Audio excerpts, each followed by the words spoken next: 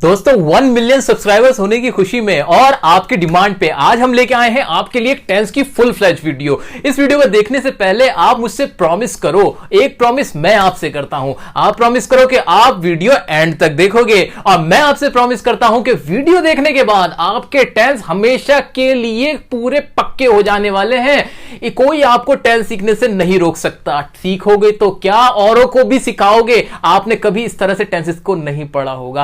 आपका आज दूसरा जन्म होने वाला है, तो कमर कस लीजिए पेन और कॉपी के साथ और मेरे साथ चलिए टेंसेस को सीखने।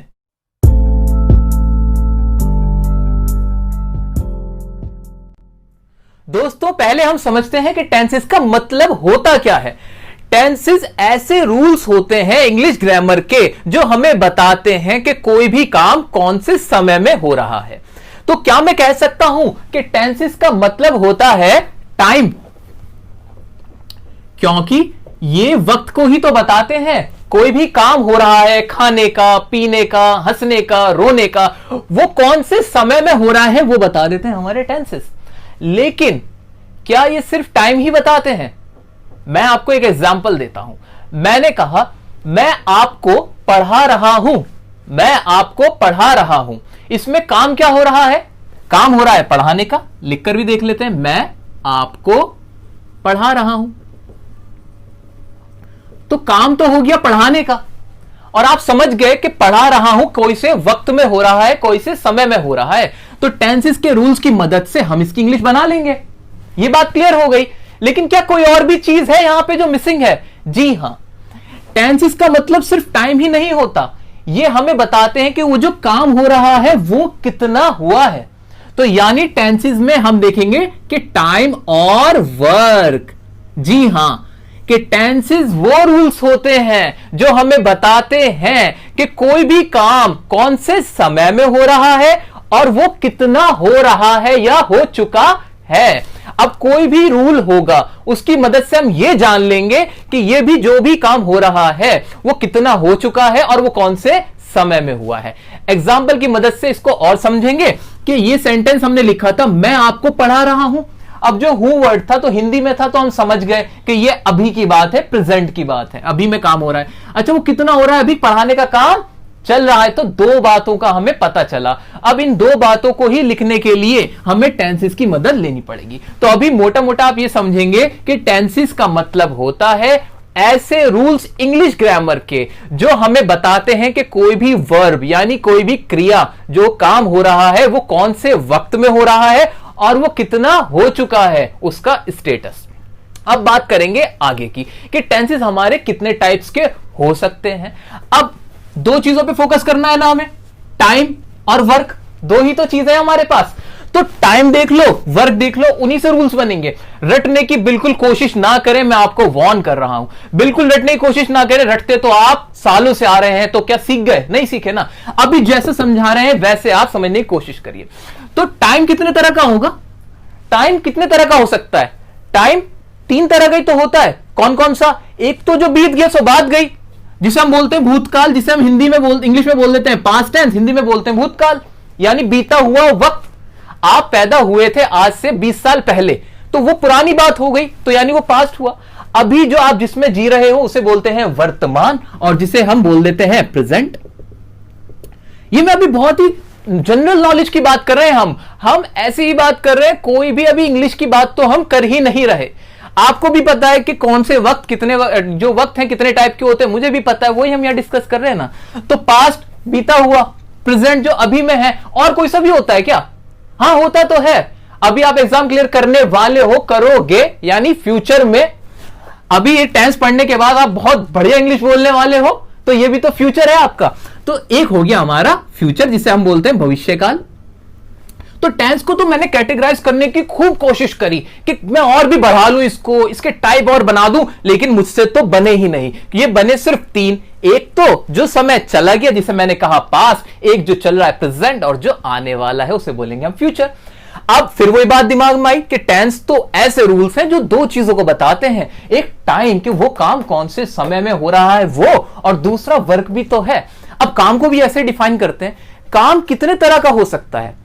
काम क्या सिर्फ चल ही रहा होता है? नहीं, काम तो पूरा भी हो सकता है। मेरे को कहना है आपसे, मान लीजिए कि मैं आपको पढ़ा चुका हूं, यहां पर एग्जांपल था मैं आपको पढ़ा रहा हूं, इसी को मैंने कन्वर्ट कर दिया और मैंने लिख दिया मैं आपको पढ़ा चुका हूं। अब जो पढ़ाने का काम था वो पूरा हो गया है, बिल्कुल पूरा हो चुका है। तो वर्क जो था वो बदल गया, पहले चल रहा था अब कंप्लीट हो गया। तो यानी वर्क के भी कुछ टाइप्स हो सकते हैं। आइए बनाते हैं। तो वर्क में मैंने देखा, एक तो मैंने देखा कंटिन्यूअस, जो काम लगातार चल रहा है उसे हमने बोल दिया कंटिन्यूअस, ठीक है। एक और टाइप बनाया मैंने उसको बोला परफेक्ट। परफेक्ट का मतलब परफेक्ट, आमिर खान को बोलते हैं मिस्टर परफेक्शनिस्ट।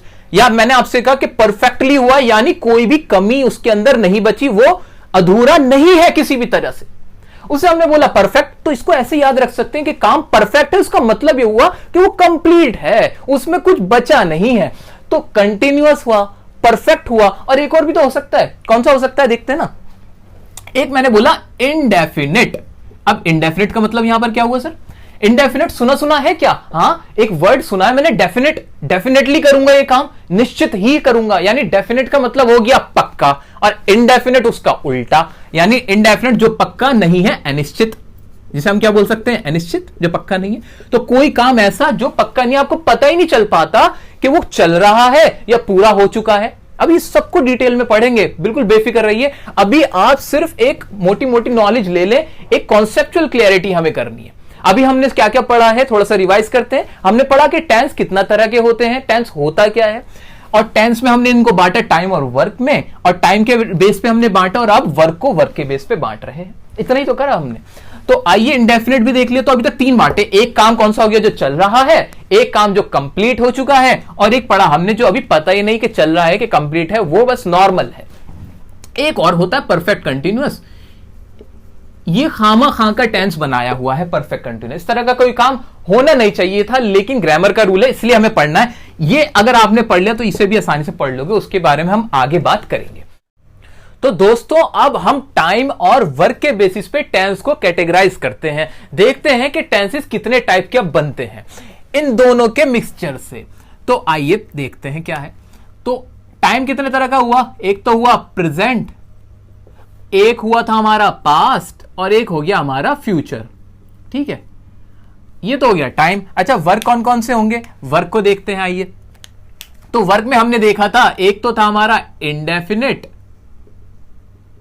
इसको मैं ठीक से लिख देता हूं, इंडेफिनिट। एक था हमारा कंटिन्यूअस, एक था हमारा परफेक्ट, और एक था हमारा परफेक्ट कंटिन्यूअस टेंस।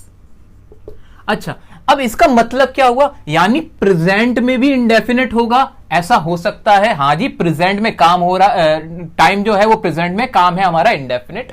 ऐसे टाइम है प्रेजेंट, काम है हमारा कंटिन्यूअस, और ऐसे ही टाइम है हमारा प्रेजेंट, काम है हमारा परफेक्ट, टाइम है प्रेजेंट, काम है हमारा परफेक्ट कंटिन्यूअस। तो ये कितने टाइप के हो गए? ये हो गए जी 4 टाइप के। कितने? 4 टाइप के। तो मैं कह सकता हूं कि प्रेजेंट टेंस के हमारे 4 टाइप होते हैं, और वो 4 टाइप इस तरह से होते हैं। इनके नाम को हमने समझना सीख ही लिया है कि इनके नाम से हम कैसे पता लगा सकते हैं कि कौन सा काम हो रहा है और कितना हो चुका है। तो ये हमने समझ लिया। अच्छा, बिल्कुल समझ में आया। अब एक सवाल और, जिस तरह से प्रेजेंट टेंस में एक काम के बेस पे हमने 4 में कैटेगराइज किया, तो क्या पास्ट और फ्यूचर में भी ऐसा ही होगा? अब ये सवाल आता है, क्या ऐसा ही पास्ट और फ्यूचर में होगा? बिल्कुल होगा। वेरी लॉजिकल, ये बहुत ज्यादा लॉजिकल है। जिस तरह यहां हुआ ऐसे ही यहां पर भी होगा। यहां भी पास्ट का क्या होगा? एक इंडेफिनिट हो जाएगा, past continuous, past perfect, past perfect continuous. क्या फ्यूचर में भी यही चेंज चलेगी? हां जी, बिल्कुल चलेगी। ऐसा होगा कि काम कोई फ्यूचर, जो टाइम होगा उस काम का, वो फ्यूचर में होगा। टाइम पता लग गया फ्यूचर का है, लेकिन जो काम हो रहा होगा, जो एक्टिविटी हो रही होगी, वो कैसी होगी? वो शायद कंटिन्यूअस हो, शायद इंडेफिनिट हो, शायद परफेक्ट हो, शायद परफेक्ट कंटिन्यूअस हो। हमें क्या पता? हमें तो रूल से मतलब है। इंडेफिनिट इसका भी हो गया, future indefinite, future continuous, future perfect, और फ्यूचर परफेक्ट कंटिन्यूअस। ये कुछ भी रटने की जरूरत बिल्कुल नहीं है। लोग कहते हैं कि जी 4 टाइप के सेंटेंस होते हैं, टेंसेस होते हैं, 3 होते हैं, इनके टोटल 12 ये वो। अरे नहीं सर, क्यों इतनी मेहनत कर रहे हो? कॉन्सेप्ट समझ लिया ना, टाइम वर्क दिमाग में ये बैठा लो, अपनी सारी ताकतों का इस्तेमाल करते हुए, अपनी जादुई शक्तियां जो भी हैं आपके अंदर, ये समझ लो टाइम और वर्क का कॉन्सेप्ट, और इसके बेस पे इनको कैटेगराइज इजीली कर लोगे। अब हमारा माइंड बिल्कुल क्लियर हो गया है। अब हमें यह समझ आ चुका है कि टेंसेस होते क्या हैं और उनके टाइप्स किस तरह से बने हैं। सर, आज तक आपने किसी किताब में यह नहीं पढ़ा होगा कि टेंसेस के जो टाइप्स हैं वो बनते कैसे हैं। हम इस वीडियो में यह डिस्कस कर रहे हैं कि टेंसेस के टाइप बने कैसे, यह इंपॉर्टेंट बात थी। इनको कैटेगराइज हम बिना रटे कैसे करें, यह इंपॉर्टेंट बात थी। तो अब हमारा एक ब्रॉड जो अंडरस्टैंडिंग है माइंड की वो हो चुकी है। अब हमारे को क्लियर कट आइडिया है कि हम क्या पढ़ने वाले हैं, यानी इन सब के अब हमें क्या पढ़ने हैं, रूल्स पढ़ने हैं। ये तो बहुत सारे हैं, 12 ये हैं, इनके भी अलग अलग टाइप्स होंगे, कैसे याद रखेंगे ये भी ट्रिक है। दोस्तों, अब हम वीडियो के उस पार्ट में आ गए हैं जहां मुझे आपका 100 and 200% कंसंट्रेशन चाहिए।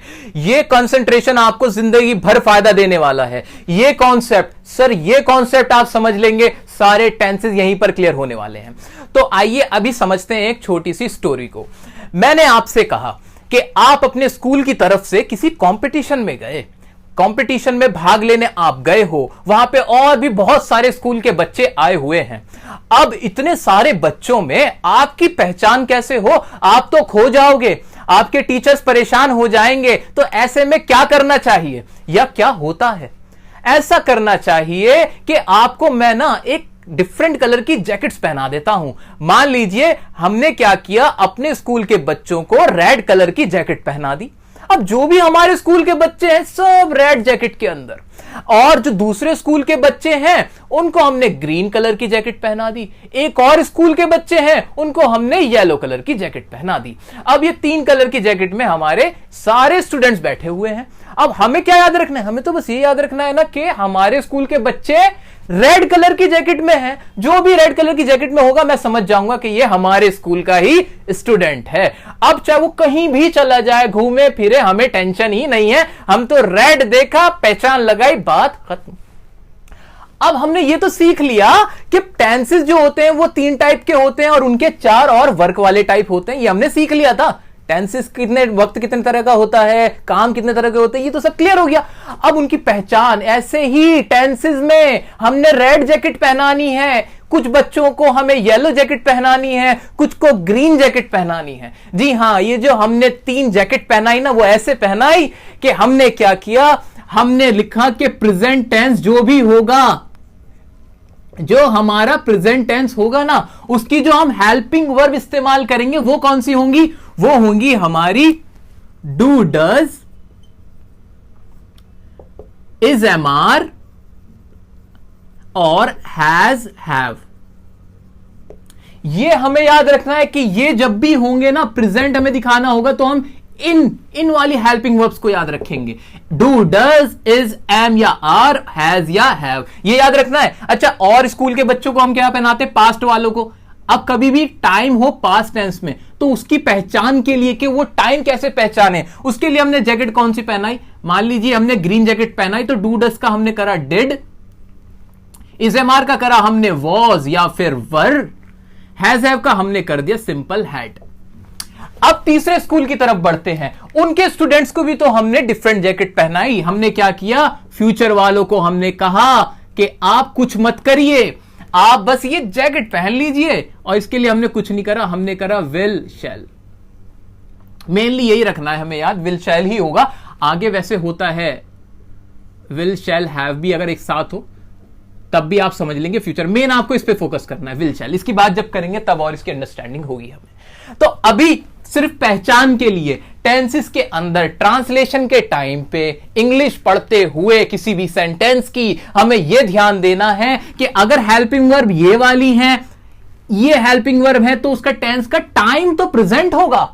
काम की बात नहीं की हमने, हमें टाइम पता चल जाएगा कि do, does, is, am, are है, हैज, हैव है, तो वो प्रेजेंट है। टाइम अगर डिड, वॉज, वर, हैड वाली हेल्पिंग वर्ब है तो हमें पता चल गया वो पास्ट है, और अगर फ्यूचर है तो विल और शैल है। एक एग्जांपल की मदद से हम इसको और अच्छे से समझेंगे। एग्जांपल मैंने लिख दिया। मान लीजिए she does not understand English.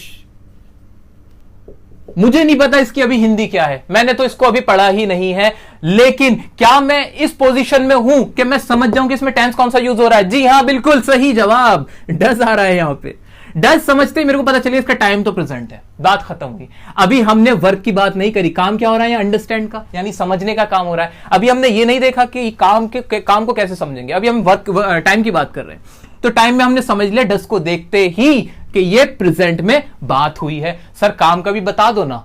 Sir ऐसे ही काम का भी तो बता दो कि काम को कैसे पहचाने कि वो कितना हो चुका है। टाइम तो आप समझ गए, टाइम तो समझ गए कि हेल्पिंग वर्ब देखते ही छूटते ही समझ जाएंगे कि भाई ये प्रेजेंट है, ये पास्ट है, एकदम करेक्ट आंसर। अब काम का बता दो। क्या काम का भी कोई ऐसा रूल है? जी हां है रूल। रूल क्या है? जो हमारी ये वर्ब होती है ना, मेन वर्ब, ये फर्स्ट, सेकंड और थर्ड फॉर्म्स होती हैं। इसकी 3 फॉर्म्स होती हैं, फर्स्ट, सेकंड, थर्ड फॉर्म्स होती हैं जो भी वर्ब होती है। मान लीजिए गो है ना, तो गो तो ही उसकी फर्स्ट फॉर्म, सेकंड फॉर्म हो गई वेंट और थर्ड फॉर्म हो गई गॉन। 3 फॉर्म्स होती हैं जितनी भी हमारी एक्शन वर्ब होती है। ये बात आप अच्छे से समझ लीजिए। मैं बार बार कह रहा हूं कि जो इंपॉर्टेंट है, जो मोस्टली यूज होती हैं, उनकी थर्ड फॉर्म जितनी तीनों फॉर्म्स हम वीडियो के लास्ट में आपको दे देंगे। अभी आपको इतना याद रखना है कि 3 फॉर्म्स होती हैं, आपको पता भी होगा बहुत सो को।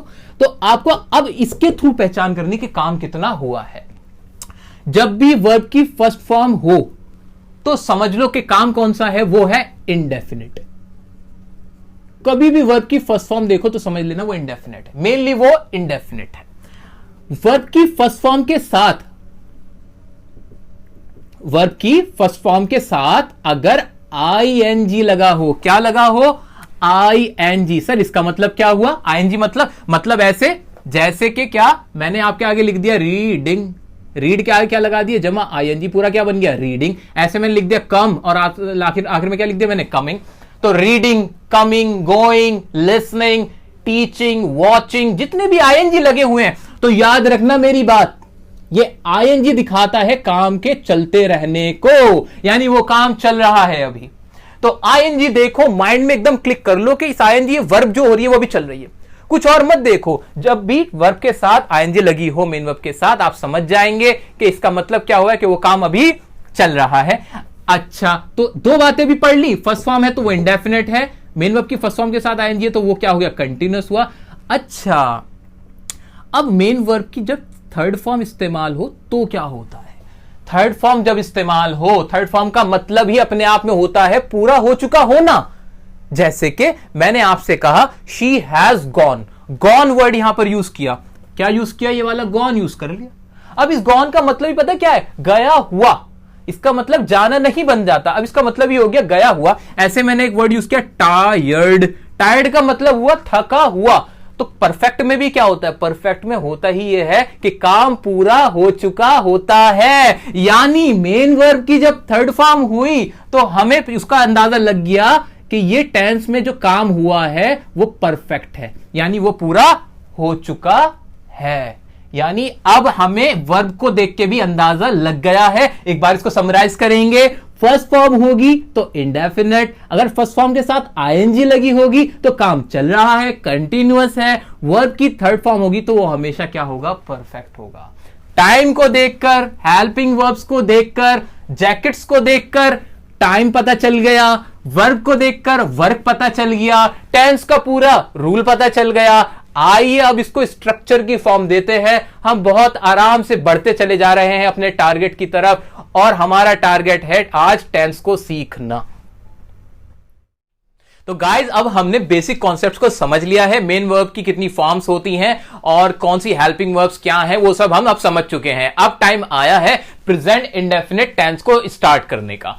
तो प्रेजेंट इंडेफिनिट टेंस का इस्तेमाल कब होता है? प्रेजेंट इंडेफिनिट टेंस का इस्तेमाल हम अपनी आदतों को बताने के लिए, अपना शेड्यूल बताने के लिए और अपना रूटीन बताने के लिए करते हैं। जी हां, जब भी आप प्रेजेंट इंडेफिनिट टेंस का इस्तेमाल करोगे तो यही वाले बातें बताओगे, इन्हीं सेंटेंसेस का आप इस्तेमाल करोगे। बहुत ज्यादा इस्तेमाल होता है, न्यूज़पेपर में भी इसका इस्तेमाल होता है, तो याद रखना न्यूज़पेपर्स के अंदर भी प्रेजेंट इंडेफिनिट टेंस में बहुत यूज किया जाता है। तो ये एक अलग चीज है। बाकी जो हमने 3 यूजेस पढ़े वो प्रेजेंट इंडेफिनिट टेंस के हैं। अच्छा, हिंदी में सर कैसे पहचानूं कि ये प्रेजेंट इंडेफिनिट टेंस का रूल लगेगा यहां पे? उसको पहचानने के लिए तरीका सुनिए। अब आप कोई भी हिंदी का सेंटेंस जिसके आखिर में क्या आवाज निकले, ता है, ती है, ते है, तो हो, तो आप प्रेजेंट इंडेफिनिट टेंस वहां लगा देना, बिना सोचे समझे बस लगा डालना। अगर ये वाली पहचान आप देखते हो, सेंटेंस कैसे ताहती है देखोगे, ऐसे देखना। जैसे मैंने कहा मैं स्कूल जाता हूं, जाता हूं। मेरी मम्मी खाना पकाती है, तुम वहां क्या करते हो? तुम झूठ क्यों बोलते हो? हम इंग्लिश पढ़ते हैं। तो ये हिंदी की पहचाने मैंने आपको बता दी, लेकिन इसका हमेशा इस्तेमाल मत करना। पता चला पूरी जिंदगी आप बस यही इस्तेमाल सीख के पहचान कर रहे हो। नो, ये तो अभी बेसिक्स के लिए बताया है, ये आपकी एक मदद की गई है। असली रूल तो आपको ऐसे ही याद करना है। कैसे? कि जहां आदतें होंगी, जहां पे आपको इंडेफिनेट और प्रेजेंट टाइम कौन सा होगा, प्रेजेंट का काम कैसा होगा, इंडेफिनेट का, इस तरह से आपको कॉन्सेप्ट याद करना है। ठीक है, तो आगे बढ़ते हैं। तो हमारा पहला है रूल अफर्मेटिव के लिए। अब ये सर अफर्मेटिव क्या होता है? डिफरेंट सेंटेंस हम अपनी लाइफ में बोलते हैं। जैसे कि हम वो कहते हैं कि मैं जाता हूं, मैं वहां क्रिकेट खेलता हूं। ये सारे तो हो गए अफर्मेटिव के, यानी इनमें हां में बात हुई, हां ये मैं काम करता हूं। ऐसे मैंने कहा जो मैं काम नहीं करता हूं उनके लिए क्या होगा? तो इसी बिहाफ पे, इसी बेसिस पे हमने क्या करा, सेंटेंस को कैटेगराइज कर रखा है। मेनली हम 3 कैटेगरी पढ़ने वाले हैं, एक अफर्मेटिव, एक नेगेटिव और एक इंटरोगेटिव। आपने सेंटेंस के टाइप्स पढ़े होंगे, बाकी हम यहां डिस्कस कर लेंगे। ठीक है, तो अफर्मेटिव जिसमें हम हां में बात करते हैं, जी हां ये काम हम करते हैं। आप प्रेजेंट इंडेफिनिट टेंस में ऐसे सेंटेंस जिसमें हम कहते हैं हां जी ये काम तो मैं करता हूं, ठीक है, तो उनके लिए आप कैसे इंग्लिश बनाओगे, उनकी ट्रांसलेशन कैसे करोगे, उसको समझते हैं। अफर्मेटिव किसी का भी हो, कोई भी सेंटेंस अगर अफर्मेटिव में है यानी हां में बात हो रही हो, तो सबसे पहले आप लगा देंगे सब्जेक्ट। सब्जेक्ट आ जाएगा, यानी जो काम करता है उसका नाम आ जाएगा, उसकी इंग्लिश यहां पर आ जाएगी। जैसे कि अब ये मैं है, तो मैं यहां पर क्या है, काम करने वाला है। मैं व्हाइट बोर्ड पर लिखता हूं, तो इसके लिए क्या सब्जेक्ट बना, मैं इसका सब्जेक्ट हो गया। आगे बढ़ेंगे। मेन वर्ब की कौन सी फॉर्म, रूल तो हमारे यहां लिखे हुए तो है। मेन वर्ब की कौन सी फॉर्म लगेगी, फर्स्ट कब लगेगी, जब इंडेफिनिट होगा। तो हम पढ़ ही क्या रहे हैं, प्रेजेंट इंडेफिनिट, तो मेन वर्ब की फर्स्ट फॉर्म लग गई सर। यहां पे आपको हमने रीजन भी दिया, वजह भी दी कि ये फॉर्मूला बन कैसे रहा है। रटने की कोई भी जरूरत नहीं है। अगर ये वीडियो देखने के बाद भी अगर आप रट रहे हो, तो सर ये वीडियो बनाने का हमारा जो पर्पस था वो फुलफिल नहीं हो पाएगा। मुझे पूरी उम्मीद है हमारे सब साथी इसको रटेंगे नहीं और इसको ऐसे ही समझेंगे। और वीडियो को लाइक जरूर कर देना अगर आपको ये रीजन जानने के बाद मजा आया हो तो यहां मेन वर्ब की कौन सी फॉर्म लगनी है, फर्स्ट। कौन सी लगी, हां फर्स्ट लगी, बिल्कुल कोई सोचना ही नहीं है, फर्स्ट फॉर्म लगी, ठीक है। अब एस या ईएस लगेगा, वो कब लगेगा, वो तब लगेगा। वैसे इसके बारे में तो हमने बता रखा है, हमारी एक एरर डिटेक्शन की वीडियो, उसमें हमने डिस्कस किया था कि एस या ईएस कब आएगा। अब दोबारा एक बार मैं आपको समझा देता हूं। एस या ईएस तब लगेगा मेन वर्ब की फर्स्ट फॉर्म के साथ, जब ये जो हमारा सब्जेक्ट है ना, ये जो हमारा सब्जेक्ट है वो थर्ड पर्सन हो। थर्ड पर्सन कौन सा, जिसके बारे में बात की जा रही है वो थर्ड पर्सन हो, और वो थर्ड पर्सन अगर सिंगुलर हो, अगर थर्ड पर्सन हमारा सिंगुलर हो, और उसके साथ हम क्या लगाएंगे, वो हमारा सब्जेक्ट है, तब हम लगा देंगे मेन वर्ब की फर्स्ट फॉर्म के साथ एस या ईएस। इसको एग्जांपल के साथ भी समझ लेते हैं। जैसे सेंटेंस है मेरा, कुणाल मेरे साथ रहता है। कुणाल मेरे साथ रहता है। कुणाल कौन, थर्ड पर्सन जिसके बारे में बात की गई है, यानी वो फर्स्ट पर्सन नहीं, कहने वाला नहीं, सुनने वाला नहीं, वो थर्ड पर्सन है, कोई तीसरा है। तो कुणाल थर्ड पर्सन हुआ कि नहीं हुआ, क्या वो सिंगुलर है, हां कुणाल एक व्यक्ति है, तो उसके साथ मेन वर्ब जो भी होगी हम क्या लगा देंगे, एस या ईएस लगा देंगे। अच्छा, लास्ट में फिर आ जाएगा हमारा ऑब्जेक्ट। तो हमने इसको पूरा अच्छे से समझ लिया, सब्जेक्ट, वर्ब की फर्स्ट फॉर्म, एस या ईएस और ऑब्जेक्ट। क्लियर। अब इसको एग्जांपल से समझेंगे। अफर्मेटिव हमारा खत्म हो जाएगा। फिर मैं व्हाइट बोर्ड पर लिखता हूं, सब्जेक्ट क्या, मैं की इंग्लिश क्या हो जाएगी, आई। अच्छा, आई के साथ एस या ईएस लगा दूं, क्या लगाऊंगा, क्या दिमाग में सोचो, सब्जेक्ट सोचते ही एस ईएस का दिमाग में ख्याल आना चाहिए। आई तो ऐसा लग रहा है सिंगुलर, अरे नहीं, मुझे मतलब ही नहीं है कि सिंगुलर है कि प्लूरल, मुझे देखना है थर्ड पर्सन है कि नहीं। पहले तो ये देखो ना कि थर्ड पर्सन है कि नहीं। नहीं जी, ये थर्ड पर्सन नहीं है, ये तो फर्स्ट पर्सन है, इसलिए एस या ईएस का कोई क्वेश्चन ही नहीं बनता, SES नहीं लगाएंगे। ओहो मजा आया, ठीक है कोई दिक्कत नहीं। आगे बढ़ूंगा मैं। मेन वर्ब की फर्स्ट फॉर्म आनी है। मेन वर्ब क्या है इसमें? मैं व्हाइट बोर्ड पर लिखता हूं। लिखना, लिखने की इंग्लिश क्या होती है? राइट। तो यहां हम क्या लिख देंगे? राइट। हम भी राइट कर देंगे, ठीक है। आई राइट, और ऑब्जेक्ट क्या है इसमें? किसके ऊपर लिखा जा रहा है? व्हाइट बोर्ड पर। तो मैं लिखूंगा आई राइट ऑन, और हमारा क्या आ जाएगा? White board. मैंने कोई भी सेंटेंस रटने की कोशिश ही नहीं करी, मैंने बस रूल देखा और कर लिया। अच्छा हिंदी से भी समझ लो जरा इसको। मैं व्हाइट बोर्ड पर लिखता हूं, ये क्या मेरे शेड्यूल है? शायद मेरा शेड्यूल हो सकता है। मेरी आदत है? हां मेरी आदत हो सकती है। मेरा रूटीन है? हां जी हो सकता है। तो ये वाला प्रेजेंट इंडेफिनिट इंग्लिश वाले जो हमने पहचान बनाई थी उससे प्रूव हुआ। अब देखो क्या हिंदी वाली पहचान, एक और पहचान तो थी, आखिर में ताहू आ रहा है, ये तो रहा ताहू। हां मैं व्हाइट बोर्ड पर लिख ताहू आया, ताहू कोई भी आएगा तो वो क्या होगा? प्रेजेंट इंडेफिनिट होगा। तो हमने दोनों तरीके से समझ ली सर ये वाली बात, और रूल तो हमें पता ही है। आओ दूसरे एग्जांपल पे। तुम उसे जानते हो। अब ते हो माइंड में आते ही समझ में आ गया क्या ये प्रेजेंट इंडेफिनिट है। तुम उसे जानते हो यानी ये हमारा हुआ प्रेजेंट इंडेफिनिट। इसको भी बनाएं, जल्दी से बनाते हैं। आइए सब्जेक्ट जल्दी बनाओ। तो तुम की इंग्लिश क्या हो जाएगी? तुम की इंग्लिश होगी हमारी यू। वर्ब क्या है? वर्ब आएगी ना, मेन वर्ब क्या है? उसे जानते। जानने की इंग्लिश क्या होती है? नो। अच्छा SEIS लगा दूं? लगा दें क्या हम यहां SEIS? नहीं लगाएंगे सर, क्योंकि ये तो थर्ड पर्सन है ही नहीं, ये तो सेकंड पर्सन है। अच्छा बहुत अच्छी बात। यू नो, और उसे की इंग्लिश क्या हो जाएगी? उसे की इंग्लिश हो जाएगी हिम या हर। डिपेंड करता है, अगर लड़के के बारे में बात हुई है तो हिम, लड़की के बारे में हुई है तो हर। अगले एग्जांपल पे आ सकते हैं अब हम। कुणाल मेरे साथ रहता है, इसको हमने पहले पढ़ ही लिया है, तो कुणाल के साथ हमें पता है SEIS लगेगा। वर्ब क्या है इसके अंदर? रहता। रहने की इंग्लिश क्या होती है? लिव। S लगेगा? बिल्कुल लगेगा। Kunal lives with me.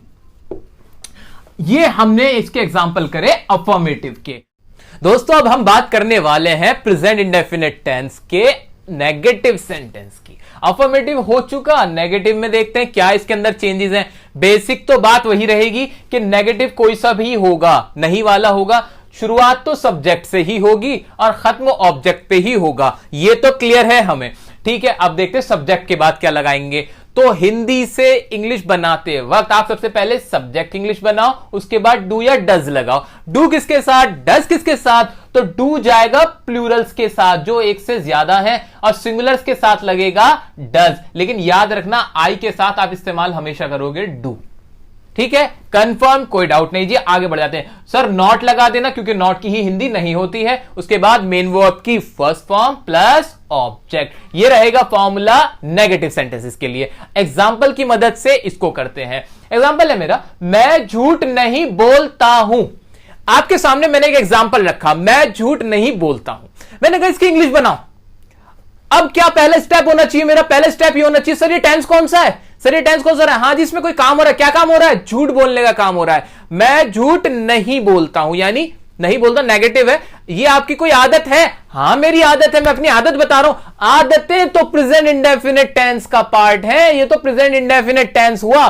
Confirm, पता चल गया प्रेजेंट इंडेफिनिट टेंस है। अच्छा और कोई पहचान? और भी तो पहचान थी। हाँ हिंदी वाली पहचान। क्या इसके आखिर में ता है, ती है वगैरह आ रहा है? हाँ मैं झूठ नहीं बोलता हूं, मैं आ तो रहा है, ये ता हूं, ये तो प्रेजेंट इंडेफिनिट टेंस है। अब इसको हम ऐसे समझ रहे हैं सर कि कभी भी कोई भी सेंटेंस हमारे सामने आ जाए तो उसकी कैसे इंग्लिश बनानी है, ये माइंडसेट बना के हमें पढ़ना है। ये नहीं कि इसको सिर्फ ये एग्जांपल है सॉल्व करे खत्म। नो, एग्जाम्पल 1000, 2000, लाख, कितने भी आप सेंटेंस बनाओगे रूल यही लगेगा, पहचाने यही रहेंगी, ये टस से मस नहीं होगी सर। इसलिए हमने पहचानों को माइंड में रखते हुए करना है, फिर प्रैक्टिस हो जाएगी तो ज्यादा सोचने की जरूरत नहीं पड़ा करेगी, बिलीव मी।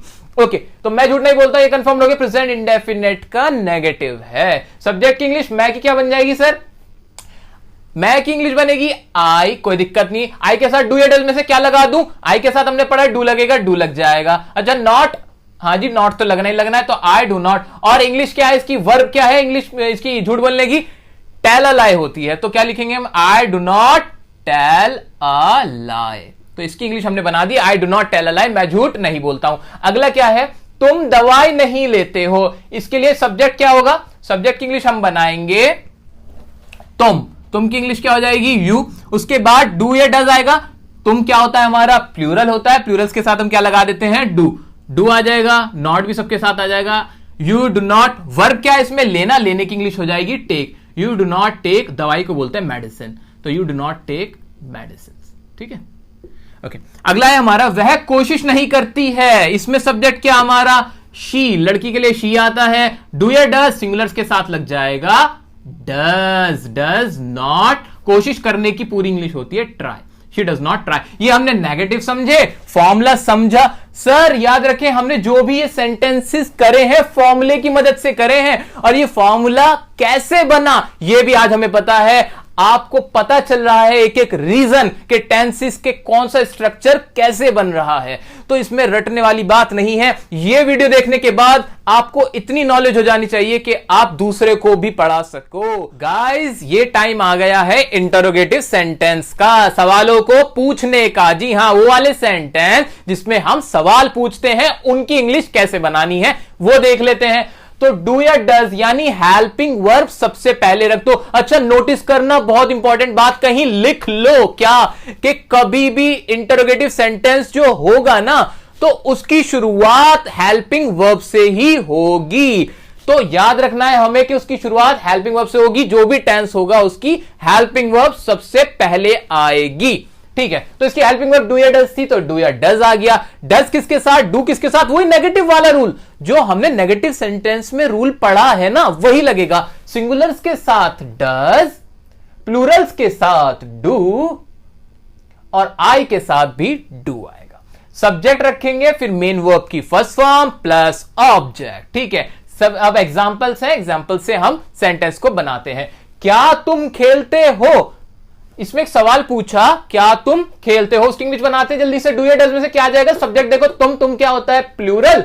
प्लूरल के साथ क्या लगा दूं, डू, तो लगा दूंगा डू, तो डू, और उसके बाद क्या, सब्जेक्ट क्या है, यू, खेलने की इंग्लिश प्ले, फर्स्ट फॉर्म रहेगी क्वेश्चन मार्क, खत्म। अच्छा, ये लगाना मत भूलना, मार्क ऑफ इंटरोगेशन कहते हैं इसे, ये भी पढ़ा जाता है सर, तो इसको मार्क ऑफ इंटरोगेशन को लगाना ना भूले लिखते हुए। ठीक है, अच्छा, क्या तुम वहां रहते हो, इसमें भी तो एक सवाल था। अच्छा चलो, छोटा सा एक और मजा करते हैं इसमें, क्या, शुरू से चलते हैं।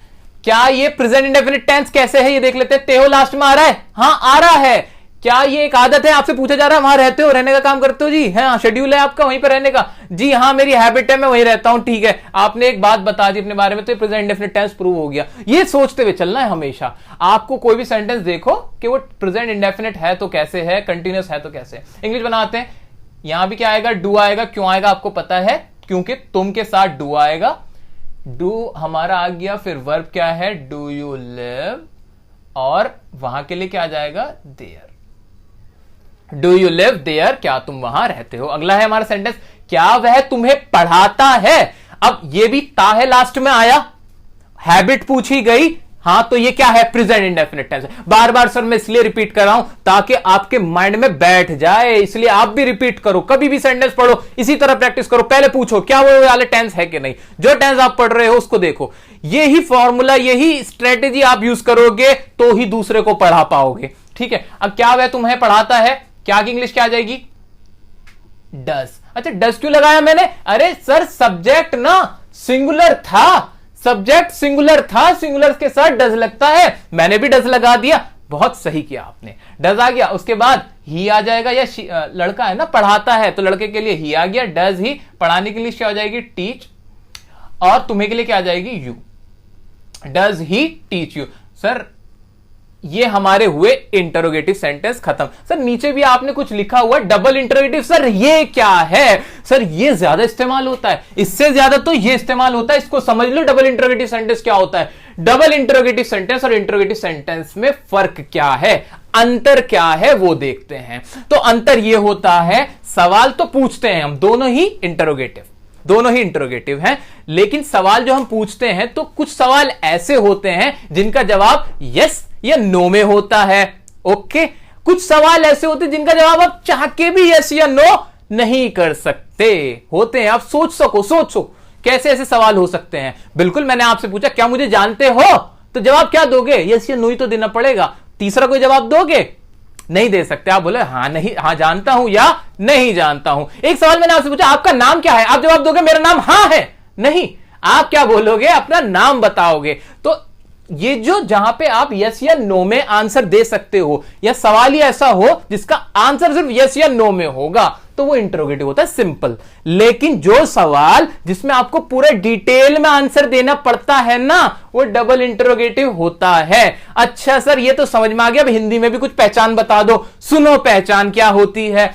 ये जो भी स्टार्ट होगा नॉर्मल इंटरोगेटिव, उसके शुरू में क्या आएगा और कोई वर्ड यूज नहीं होगा। जैसे क्या तुम जानते हो, क्या तुम आते हो, क्या तुम खाते हो, क्या तुम पीते हो, क्या तुम हंसते हो, क्या तुम परीक्षा देते हो, कोई भी जो होगा वो क्या से शुरू होगा और यस या नो उसका आंसर हो जाएगा। क्लियर। अब आते हैं डबल इंटरोगेटिव। ये नहीं होगा भाई, इसके शुरू में क्या नहीं होगा, इसके बीच में होगा। तुम क्या खाते हो वो चीज बताओ, तुम क्यों लड़ते हो वो वजह बताओ, तुम क्यों हंसते हो वो चुटकुला सुनाओ। तो अब ये वाली जो हमारे सेंटेंस हुए, इसमें बीच में WH फैमिली आई, सिर्फ क्या का इस्तेमाल नहीं हुआ, क्यों, कब, कैसे, जो भी हमारी WH फैमिली जिसे कहते हैं हम, वो यूज होती है। और सेंटेंस के शुरू में नहीं होगी, बीच में होगी। अब इसको बनाने का तरीका क्या है सर, इसका तो एक और फॉर्मूला बढ़ गया, दिक्कत हो गई, कैसे करें। अरे कोई दिक्कत नहीं हुई, ध्यान से देखो। WH फैमिली, डू या डज प्लस सब्जेक्ट मीनो की फर्स्ट फॉर्म प्लस ऑब्जेक्ट। इसमें और इसमें फर्क क्या है, इसमें और इसमें ना सिर्फ एक चीज का फर्क है कि डू डज से पहले, इस पूरे स्ट्रक्चर से पहले WH फैमिली जोड़ दो, और कुछ नहीं करना, खत्म। WH फैमिली जोड़ दी हमने और बन गया किसका, डबल इंटरोगेटिव का फॉर्मूला। जल्दी से इंग्लिश बना दो। तुम क्यों रोती हो, अब क्यों की इंग्लिश क्या हो जाएगी हमारी, वाई हो जाएगी, तो हम क्या लिखेंगे, वाई। अच्छा, डू या डज, तुम क्या होता है, प्लूरल, प्लूरल के साथ मैंने लगा दिया डू, और फिर सब्जेक्ट आया वाई डू यू, रोने को बोलते हैं cry, why do you cry, तुम क्यों रोते हो, रोया मत करो। वह क्या कहता है, शुरू में क्या आया ना सर, हाँ या ना में जवाब दे सकते नहीं, पूरी डिटेल बतानी पड़ेगी, क्या बात कही उसने कान में आके। तो लिखते हैं वह क्या कहता है, इंग्लिश क्या हो जाएगी, वॉट। क्या की इंग्लिश बनी, वॉट। अच्छा, डू या डज क्या आएगा, डज आएगा, क्यों आएगा, सिंगुलर है, आप समझ चुके हो। व्हाट डज ही, और कहने की इंग्लिश होती है हमारी से, व्हाट डज ही से।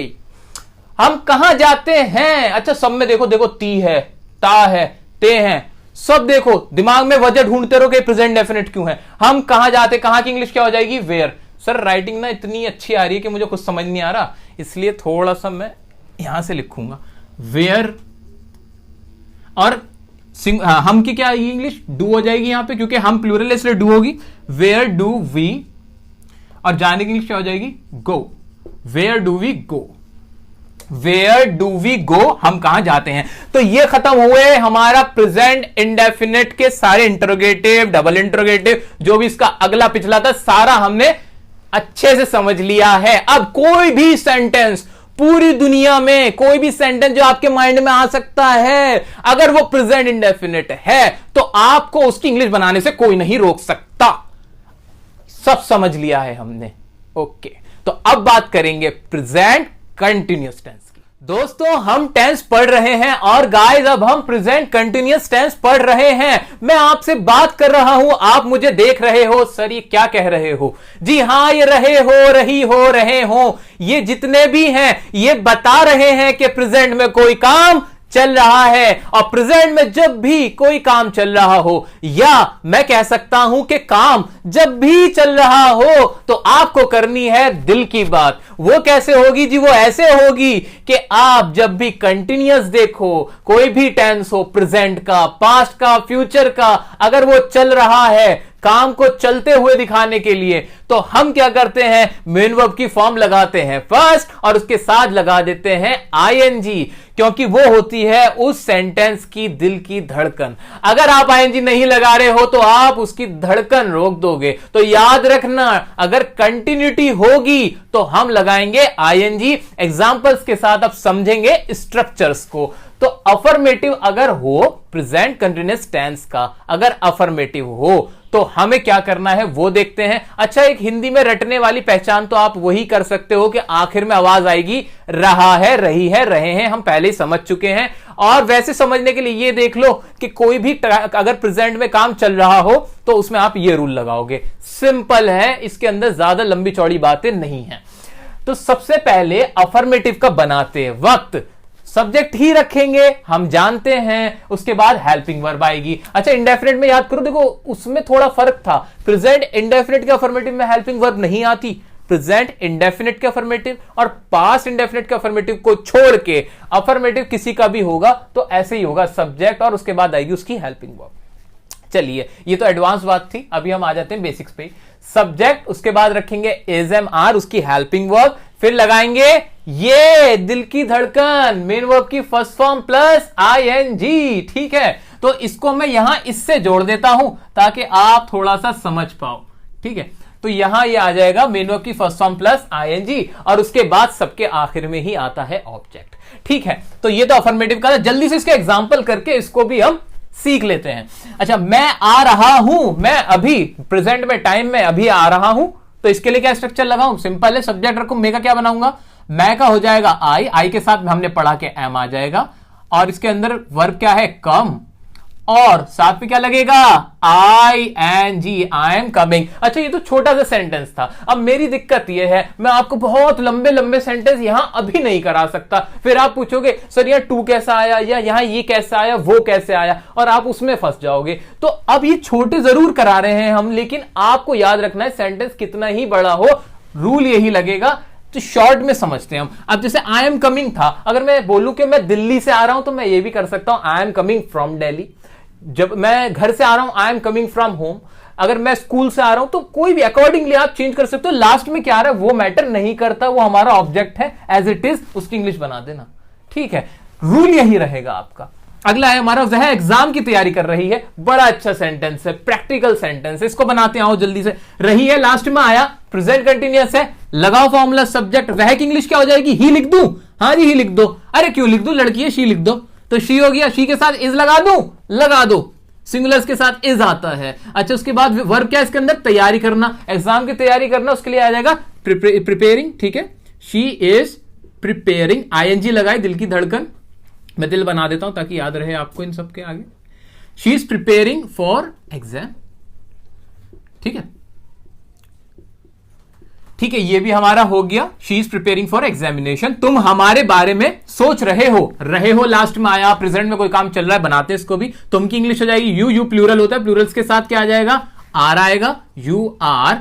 वर्ब क्या है इसमें? सोचना, सोचने की इंग्लिश होती है बच्चों थिंक, और थिंक के साथ क्या लगेगा? आईएनजी, दिल लग जाएगा। शी इज थिंकिंग अबाउट, बारे में के लिए आ गया अबाउट, और हमारे के लिए आ जाएगा अस।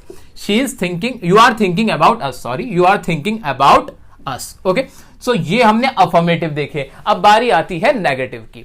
अब नेगेटिव सेंटेंसेस में क्या होगा? कुछ नहीं होगा, सिर्फ नॉट लग जाएगा एज इट इज, जैसे हमने प्रेजेंट इंडेफिनिट का नेगेटिव देखा था। तो इसमें भी हम जल्दी से इन एग्जांपल्स को कर लेते हैं। स्ट्रक्चर देख लीजिए, subject plus is am are plus not, main verb की first form ING plus object. तुम्हारा भाई तुम्हें नहीं बुला रहा है। तुम्हारा भाई इसमें क्या है? सब्जेक्ट, तो लिखते हैं योर ब्रदर। अब ब्रदर सिंगुलर है कि प्लूरल है? भाई योर ब्रदर, तुम्हारा भाई एक है जी, तो लिख दूंगा is. Your brother is not, verb क्या होगी इसके साथ? बुलाने को बोलते हैं कॉल, लग जाएगा ING. Your brother is not calling you, इसकी इंग्लिश ये बनी। अगला एग्जांपल है, मैं तुम्हारे साथ नहीं आ रहा हूं, तो आई एम, आई के साथ एम लगाया, नॉट सबके साथ लग नहीं है, वर्ब है कम, और साथ में क्या लगा? ING. I am not coming, और साथ के लिए आ गया with you. I am not coming with you. वह मुझे नहीं समझ रहा है। अब इसके लिए क्या आ जाएगा? समझने के लिए ही इज नॉट गेटिंग, और मुझे के लिए आ गया me. He is not getting me. तो ये हमने अभी अफर्मेटिव देखा, नेगेटिव देखा, अब देखेंगे इंटरोगेटिव। गाइज, अगर प्रेजेंट कंटिन्यूअस टेंस में कोई सवाल पूछा जा रहा है, मान लीजिए सवाल इस तरह से है, क्या तुम आ रहे हो, क्या तुम जा रहे हो, क्या तुम हंस रहे हो, क्या तुम सो रहे हो, या तुम क्यों सो रहे हो, तुम क्या सोच रहे हो, इस तरह के अगर हिंदी में सेंटेंस बोले जाएं तो उनकी इंग्लिश कैसे बनानी है वो देख लेते हैं। तो आइए, तो सबसे पहले तो रखेंगे हमारी helping verb is am are आ जाएगी, सब्जेक्ट रखेंगे, फिर उसके बाद मेन वर्ब की फर्स्ट फॉर्म प्लस आईएनजी। दिल को मत भूलिएगा, दिल की बात हमेशा साथ। अब प्लस ऑब्जेक्ट, तो ये तो हो गया हमारा स्ट्रक्चर। अब एग्जाम्पल है, उनकी मदद से इसको और अच्छे से समझते हैं। क्या तुम मुझसे बात कर रहे हो, आखिर में रहे हो आ रहा है, तो समझ ही जाना चाहिए ये प्रेजेंट का कंटिन्यूअस है, और इसकी हेल्पिंग वर्ब होती है इज एम आर, और इज एम आर में सबसे पहले लगा दूंगा। अब तुम क्या होता है? प्लूरल होता है, प्लूरल के साथ आर आता है। तो आइए इसको कर लेते हैं। क्या तुम मुझसे बात कर रहे हो? सबसे पहले लगा दिया आर, उसके बाद आया सब्जेक्ट आर यू, और बात करने की इंग्लिश ही होती है टॉक, और साथ में लग जाएगा ING. Are you talking to me? तो ये बनी इसकी English, are you talking to me. Next है हमारा, क्या वह अपने घर जा रही है?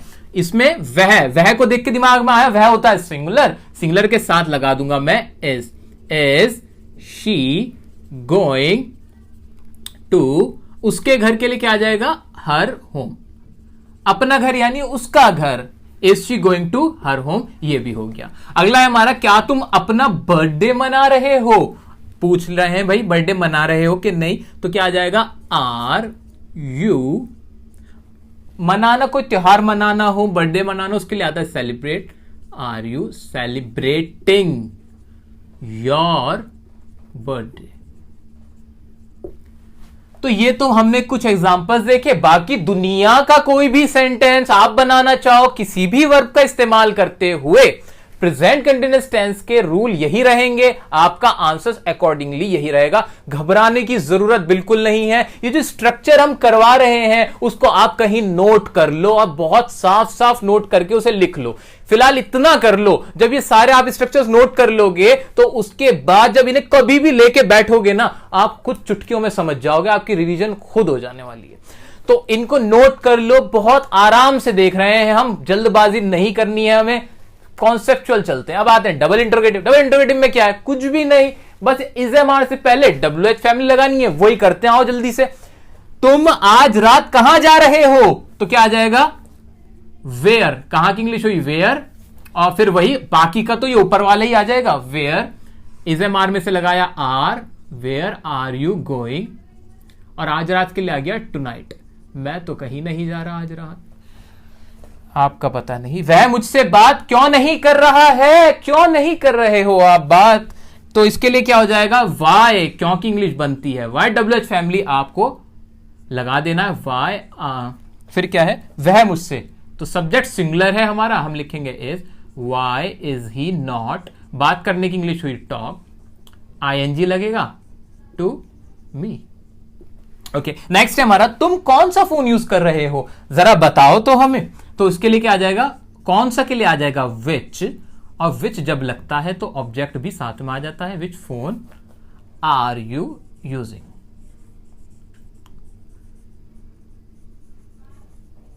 तो ये हमने देखे कुछ एग्जांपल्स इसके इंटरोगेटिव और डबल इंटरोगेटिव, और बहुत बहुत मुबारक हो आपको, आपका प्रेजेंट कंटीन्यूअस टेंस भी with reasons, with answers complete हो चुका है। Guys, it's time to learn present perfect tense, यानी काम प्रेजेंट में है और वो परफेक्ट हो गया। परफेक्ट को सोचते ही दिमाग में आना चाहिए आमिर खान मिस्टर परफेक्शनिस्ट, यानी कोई उसमें अब कमी पेशी नहीं बची है, वो काम तो कंप्लीट हो गया। यानी कोई भी सेंटेंस अगर मैं बोलता हूं और उसमें मैं कहना चाहता हूं कि ये काम पूरा हो चुका है, तो मैं लगाऊंगा वहां परफेक्ट टेंस। टाइमिंग कौन सी है? ये प्रेजेंट वाली है, बस इतनी सी बात है। प्रेजेंट की कौन सी फॉर्म लगेगी? हैज हैव, यानी इसकी हेल्पिंग वर्ब हो जाएगी। हेल्पिंग वर्ब से हमें पता चल जाएगा कि ये प्रेजेंट में है। और परफेक्ट कैसे पता चलेगा? जी हां, परफेक्ट देखते हैं चार्ट से। परफेक्ट पता चलेगा मेन वर्ब की थर्ड फॉर्म से। कॉन्सेप्ट तो यहीं पे ही हो गया खत्म। अब आप तो बहुत समझदार बन गए हो, बहुत इंटेलिजेंट हो गए, मुझे भी सिखा दोगे। तो अब बता दो कि कैसे कैसे क्या होना है। आइए मेरे साथ और इसको करते हैं जल्दी से पैकअप। अफर्मेटिव में क्या होगा वो देखते हैं। अच्छा, इससे पहले एक छोटी सी बात, हैज किसके साथ और हैव किसके साथ? सर, हैज में कम अक्षर हैं तो ये सिंगुलर के साथ, हैव में ज्यादा अक्षर हैं ये प्लूरल के साथ, लेकिन आई के साथ हैव ही लगेगा। बस ये एक एक्सेप्शन है, ये याद रख लेना है, ठीक है? इस तरह इसको भी याद रख लोगे। और वही अफर्मेटिव शुरुआत में तो सब्जेक्ट ही आएगा, जी हां सब्जेक्ट ही आएगा। उसके बाद हेल्पिंग वर्ब आती है, हां आती है। इसकी हेल्पिंग वर्ब क्या हुई? हैज हुई। मेन वर्ब की कौन सी फॉर्म?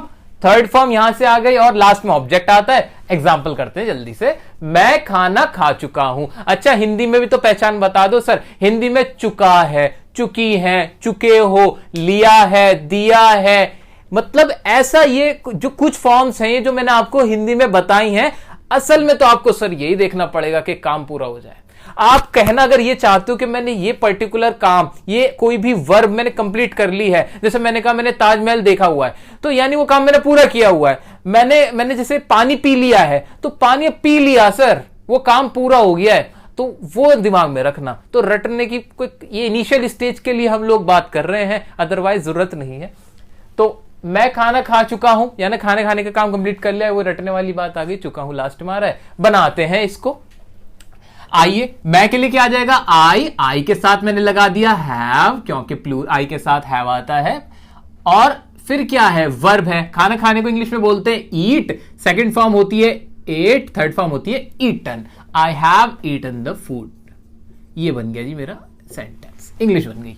हम उससे मिल चुके हैं, सब्जेक्ट क्या, वी, साथ में क्या आएगा, हैव। सर हैज लगाओ ना, अरे क्यों लगाऊं, प्लूरल के साथ तो हैव आता है। मीट की थर्ड फॉर्म होती है मैट, वी हैव मैट, और साथ में क्या लगा दिया मैंने, हिम। हर भी आ सकता है, लड़का लड़की देखना पड़ेगा।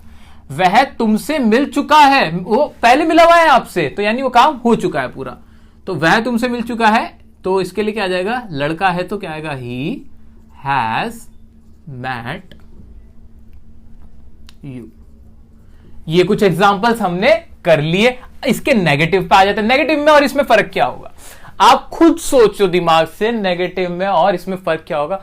कोई फर्क नहीं होगा, सिर्फ लग जाएगा नॉट लगेगा, NOT नॉट।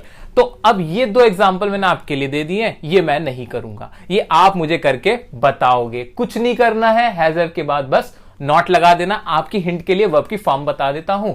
देखने की इंग्लिश हो जाती है सीन, और पहुंचने की इंग्लिश हो जाएगी, थर्ड फॉर्म लिख रहा हूं मैं यहां पे आपके लिए, रीच्ड। तो ये है, ये क्या है, थर्ड फॉर्म। तो आपको अगर दिक्कत आएगी तो इसमें आएगी, ये मैंने आपके लिए लिख दी फॉर्म, ये है थर्ड।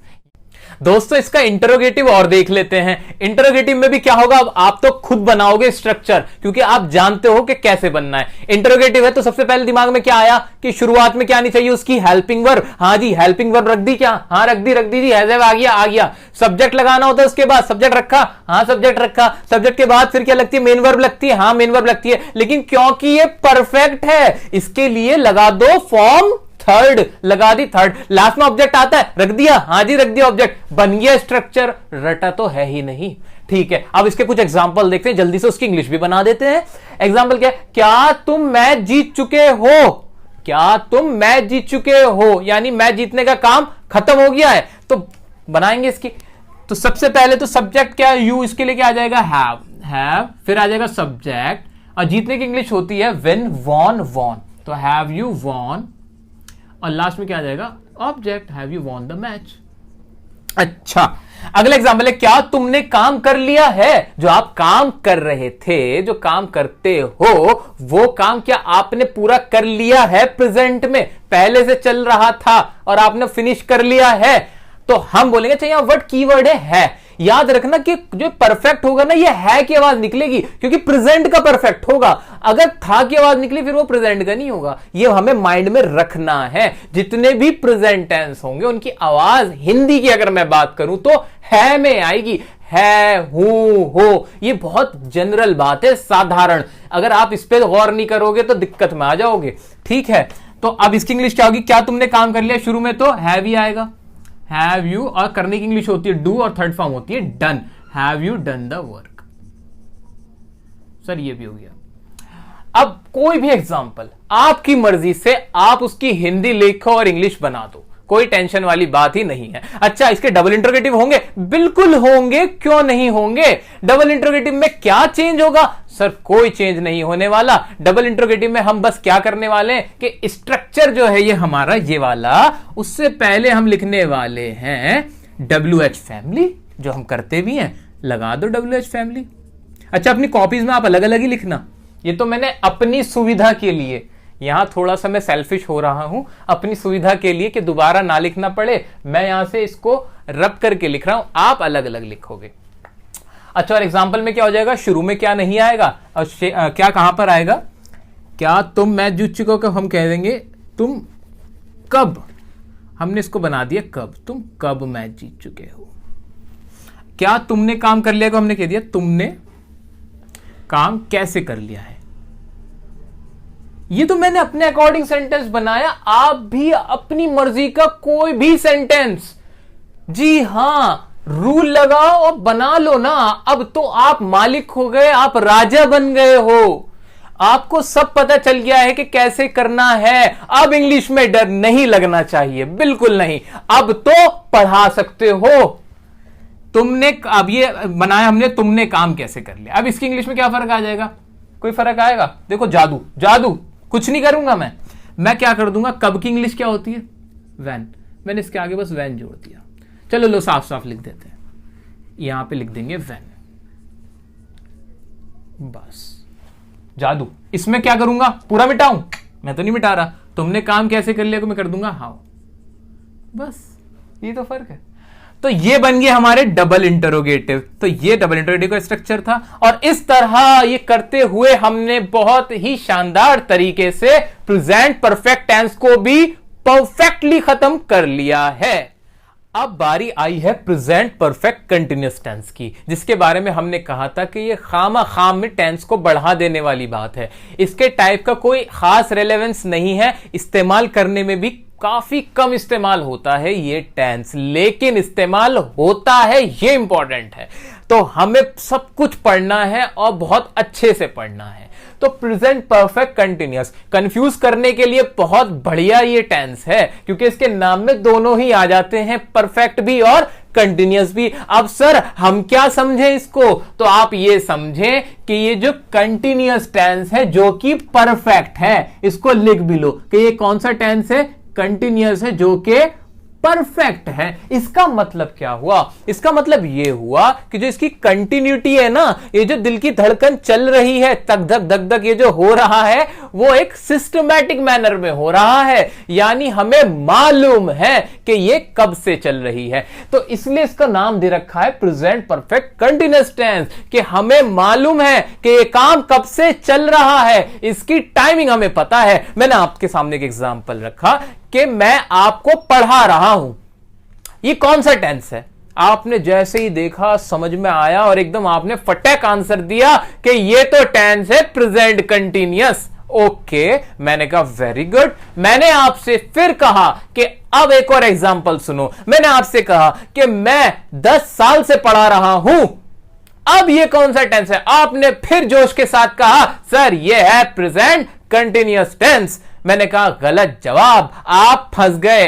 अब मछली फंसी जाल में, यही फंसते हैं हम एग्जाम में, क्योंकि जब हमने कहा कि मैं 10 साल से पढ़ा रहा हूं, इसका मतलब यह हुआ कि मुझे मालूम है कि मैं पढ़ाने का काम कब से कर रहा हूं, कि ये कंटिन्यूटी जो है वो मुझे मालूम है। यही हमारा प्रेजेंट परफेक्ट कंटिन्यूअस टेंस है, कि हमें जब मालूम हो कि कोई काम चल रहा है और वो कब से चल रहा है। तो ये जो ये लैंडमार्क समझ लो इसको, या कोई भी स्टार्टिंग पॉइंट अगर आपको दिया हुआ है तो आप उसको कौन सा टेंस बोलेंगे, बोलेंगे वो परफेक्ट कंटिन्यूअस है। तो यहां परफेक्ट का मीनिंग समझ में आया कि नहीं आया। फिर से वही वाली बात कि हमने इसमें लॉजिक देखा, हमें पता चला कि इसका नाम ये क्यों है। अगर आपको ये बात अच्छी लगी हो तो वीडियो को लाइक जरूर करिएगा। ठीक है, अब आगे बढ़ते हैं इसकी हेल्पिंग वर्ब की तरफ। हेल्पिंग वर्ब इसकी होती है हैज बीन और हैव बीन। अब हैज बीन और हैव बीन किसके साथ आएगा, तो आप बहुत समझदार हो। हैज बीन तो हैज हमने अब तक कहां लगाया था, सिंगुलर्स के साथ। वही रूल है, हैज बीन लगा दो सिंगुलर्स के साथ। हैव बीन किसके साथ आएगा, अरे वही रूल है, प्लूरल्स के साथ और आई के साथ, कोई बदलाव नहीं है। आ गया अफर्मेटिव का स्ट्रक्चर। फिर आप अपनी कलाकारी दिखाओ, आपके अंदर का साइंटिस्ट फिर से निकल के आएगा और कहेगा कि अफर्मेटिव अगर सेंटेंस का टाइप है तो मैं सबसे पहले इंग्लिश बना दूंगा सब्जेक्ट की। वेरी गुड, सब्जेक्ट सबसे पहले रख दो, उसके बाद रखूंगा मैं हेल्पिंग वर्ब। लेकिन जरा संभल के दोस्त, क्योंकि यहां हैज हैव के बाद बीन है, पूरा हैज बीन इकट्ठा नहीं आएगा, इनको जुदा कर दिया गया, हैज बीन को जुदा कर दिया गया। ठीक है, तो हैज हैव लगाओगे फिर बीन आएगा, और फिर मेन वर्ब की कौन सी फॉर्म लगानी चाहिए, यहां फर्स्ट लिखा है। सर फर्स्ट क्यों लिखा, ये तो परफेक्ट था। नहीं भाई, परफेक्ट कंटिन्यूअस था, काम तो चल रहा है, और जब भी काम चल रहा हो मुझे मालूम है आएगी तो फर्स्ट फॉर्म और आईएनजी। क्या हमने अच्छे से समझा इसको, बिल्कुल। तो यहां आ गया आईएनजी और मेन वर्ब की फर्स्ट फॉर्म लगेगी, ठीक है। फिर आएगा ऑब्जेक्ट, और एक मजेदार बात क्या आ जाएगी कि लास्ट में आएगा सिंस या फॉर। अब ये क्या है उसको हम एग्जांपल से समझते हैं। आइए एग्जाम्पल को देखते हैं। पहला एग्जाम्पल है हमारा, मैं सुबह से आपका इंतजार कर रहा हूं। अच्छा सर, इसकी कोई पहचान तो बताई नहीं, हिंदी में कैसे पहचानेंगे? हिंदी में ऐसे पहचानेंगे कि काम तो चल रहा होगा लेकिन कोई टाइम दिया हुआ होगा कि इस टाइम से चल रहा है। जैसे ही टाइमिंग दी हो तो दिमाग की घंटी बज जानी चाहिए कि सर ये तो परफेक्ट कंटिन्यूअस टेंस है, रूल वो वाले लगेंगे, ठीक है। तो सबसे पहले मैक इंग्लिश बना लेता हूं। मैक इंग्लिश क्या होगी? मैक इंग्लिश बन जाएगी आई, और आई के साथ क्या आएगा आपका? आई के साथ आपका आएगा हैव बीन, और फिर क्या आएगी? वर्ब। वर्ब क्या है इसमें? इंतजार करना, आई हैव बीन। वेट, और वेट के साथ क्या लग जाएगा? ING, waiting for you. और लास्ट में सिंस फॉर का इस्तेमाल है, वो कैसे होगा? तो गाइस यहां पर एक टाइमिंग दी गई होती है कि नहीं? हां, सुबह, शाम, रात, 2 घंटा, 1 महीना, 1960, 2000, 2 मिनट, कोई भी टाइमिंग दी गई होगी, उस टाइमिंग से पहले लग जाएगा सिंस या फॉर। अब एक और सवाल, सिंस किसके साथ, फॉर किसके साथ? सिंस आएगा डेफिनेट टाइमिंग्स के साथ, जो टाइमिंग पक्की है, मुझे पता है, यानी जिन्हें मैं अच्छे से समझ सकता हूं। हां, ये यही है, एग्जैक्टली यही है। इसका मतलब क्या? जैसे मैंने कोई तारीख बोली, मैंने कहा 24 अक्टूबर 1960। अब ये तारीख पक्की है। मैंने कहा 10 दिन, क्या ये पक्की है? 10 दिन कहां देखते हो? 10 दिन तो कोई भी हो सकते हैं। लेकिन जब मैंने कहा कि 24 अक्टूबर 1960 ये पक्की टाइमिंग है, तो पक्की टाइमिंग्स के लिए आप लगाओगे सिंस, और जो पक्की नहीं है उसके लिए लगाओगे फॉर। इसको भी एग्जांपल्स करते हुए हम और अच्छे से समझते हैं। तो यहां पर क्या था? मैं सुबह से आपका इंतजार कर रहा हूं। सुबह को हम मानते हैं एक पक्की टाइमिंग, क्योंकि डेफिनेट है कि सुबह एक डेफिनेट टाइमिंग है। सुबह, रात, शाम, इन सबके साथ लगेगा सिंस। तो अब क्या आएगा? I have been waiting for you, लगा सिंस, और फिर वो टाइमिंग आ गई सिंस मॉर्निंग। आइए अब अगला देख लेते हैं। वह 2 दिन से कोशिश कर रहा है। अब इसमें भी कोशिश कर रहा है, कब से कर रहा है? 2 दिन से कोशिश कर रहा है। लिखो ना, ही हैज बीन लिख दूं, बिल्कुल लिख दो। उसके बाद कोशिश करने की ट्राई, ट्राई के साथ क्या लग जाएगा? Trying. He has been trying. अच्छा 2 दिन है, अब सिंस लगाऊं कि फॉर लगाऊं? मैं लगाऊंगा रूल, जी हां, रूल के हिसाब से चलूंगा। अब ये जो 2 दिन है, क्या पक्की टाइमिंग है? नहीं, मुझे ऐसा नहीं लगता। क्यों? 2 दिन कौन से, ये मुझे मालूम नहीं है। अगर यहां लिखा हुआ होता कि 2 दिसंबर, तो मैं कहता हां 2 दिसंबर तो कैलेंडर की एक पक्की डेट है, लेकिन 2 दिन तो कोई भी हो सकते, मुझे मालूम ही नहीं है। तो मैं यहां क्या लगाऊंगा? He has been trying for 2 days। तो ये भी हमने कर लिया जी। अगला सेंटेंस है, तुम 1980 से दिल्ली में रह रहे हो। तुम 1980 से दिल्ली में रह रहे हो। दिल्ली में तो रह रहे हो, कंटिन्यूअस तो है, लेकिन 1980 से है, तो ये हुआ हमारा परफेक्ट कंटिन्यूअस। इसको बनाते हैं ना, तो तुम की इंग्लिश तो मैं क्या लिख दूंगा? यू के साथ हैज बीन लगा देता हूं। नहीं ना, यू के साथ लगेगा हैव बीन। ठीक है, बिल्कुल सही बात, यू के साथ लगेगा हैव बीन, क्योंकि ये प्लूरल है। यू हैव बीन रहने की इंग्लिश होती है लिव, रिसाइड, जो भी आप लगाना चाहो। You have been living in Delhi, और अब क्या लगा दूं? 1980 है, सिंस लगाऊं के फॉर? आपको मालूम ही है 1980 एक पक्की टाइमिंग है, सिंस लगा दोगे, सिंस 1980। तो इस तरह हमने इन एग्जांपल्स की मदद से इसका पूरा स्ट्रक्चर समझ लिया। इसमें आपके कहीं ना कहीं सिंस वर्सेस फॉर की प्रेपोजिशन के रूल भी साथ में खत्म हो रहे हैं, तो ध्यान से इसको आप एक बार पढ़ लेना। अब आ जाते हैं नेगेटिव की तरफ। नेगेटिव की तरफ क्या चेंज होगा? कुछ भी नहीं, नॉट लगता है, बस वही रूल जो अब तक पढ़ते हुए आ रहे हैं ना हम, वही लगेगा। बस नोट में भी थोड़ा सा दिक्कत है, बीन के बीच में नॉट लगेगा। आपका बेटा 2 दिन से स्कूल नहीं आ रहा है। स्कूल तो आ ही नहीं रहा है, वो तो ठीक है भाई, ना आने का काम तो चल रहा है भाई साहब, लेकिन अगर 1 दिन की बात होती तो ठीक है, वो 2 दिन यानी टाइमिंग दे दी। 2 दिन से नहीं आ रहा। कहां जा रहा है आपका लड़का? तो देखते हैं कहां जा रहा है। आपका बेटा 2 दिन से स्कूल नहीं आ रहा है। बनाते हैं इसकी इंग्लिश। योर सन आ जाएगा, बिल्कुल आ जाएगा, सब्जेक्ट आ जाएगा। योर सन, आपका लड़का 1 है। क्या लिखा मैंने? हैज बीन, हैज लगा दिया। अच्छा, गलती हो गई, नॉट तो सर आपने लगाया ही नहीं, तो इसको हटाओ और लिखो क्या? Not. Your son has not been. और आने की इंग्लिश क्या होती है? Coming. Your son has not been coming to school. और कब से नहीं आ रहा? 2 दिन से। कौन से 2 दिन मुझे मालूम नहीं है, तो क्या लिखूंगा? 4 2 days। सिंपल। आगे आ जाओ।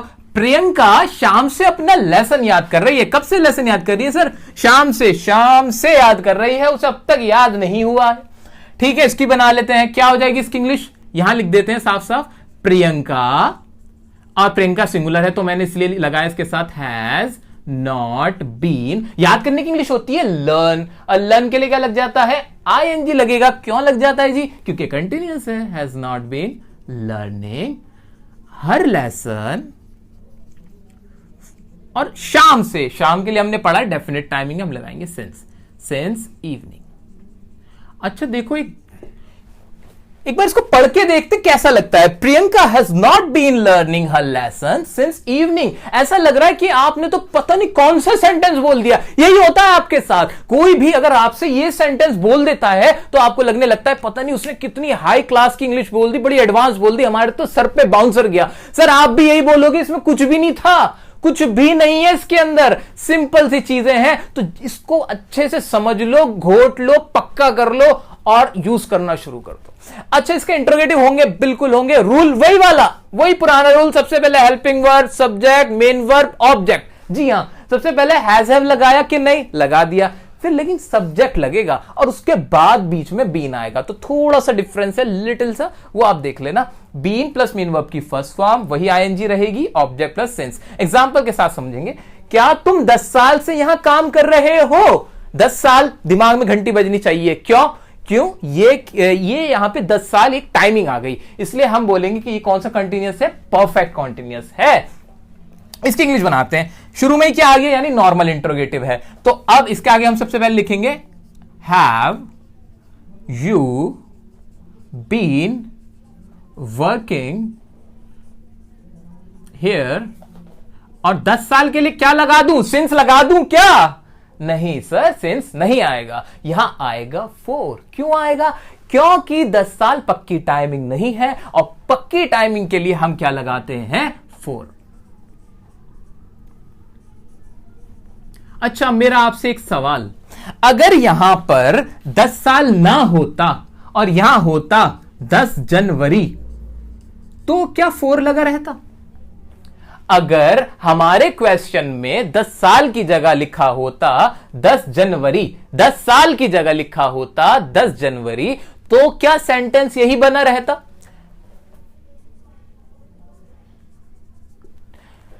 जी 10 जनवरी कोई पक्की टाइमिंग है, डेफिनेट है, कैलेंडर में दिखती है, बिल्कुल दिखती है। क्या यहां पे सिंस लगना चाहिए? जी हां लगना चाहिए, तो लगा देंगे। 4 हटा देंगे इस कंडीशन में, यहां 4 हटा देंगे, यहां क्या लग जाएगा? फिर सिंस लग जाएगा। तो ये तो इंटरोगेटिव था। अच्छा, डबल इंटरोगेटिव कराने की क्या मुझे जरूरत है इसके अंदर? डबल इंटरोगेटिव पहली बात तो बहुत कम इस्तेमाल होता है, इसका रेयरली इस्तेमाल होता है। स्टिल आपको हम स्ट्रक्चर बता देते हैं, स्ट्रक्चर के अकॉर्डिंग आप एक बार बना के जरूर देख लीजिएगा। स्ट्रक्चर में बहुत बड़ा चेंज है, स्ट्रक्चर में इतना बड़ा चेंज है कि आपकी आंखें फटी रह जाएंगी, आपके कानों में से धुएं निकलने लगेंगे। बहुत बड़ा चेंज। अब देखते हैं क्या होगा। देखिए, जल्दी से देखिए, हैज हैव पूरा रब करते हैं और जल्दी से हम कर लेते हैं। हां, हो गया, हो गया। आप WH फैमिली लगा देंगे और ये स्ट्रक्चर बन जाएगा। ठीक है, थैंक यू। दोस्तों, अब हम बात करने जा रहे हैं पास्ट इंडेफिनिट टेंस की। पास्ट इंडेफिनिट वर्ड सुनते ही दिमाग में क्या आया? ये आया कि काम जो हुआ है उसकी टाइमिंग तो है पास्ट में, यानी बीते हुए कल में, और वो काम कितना हुआ है? वो है इंडेफिनिट, यानी वो डेफिनिट नहीं है, मुझे मालूम नहीं है कि कितना हुआ है।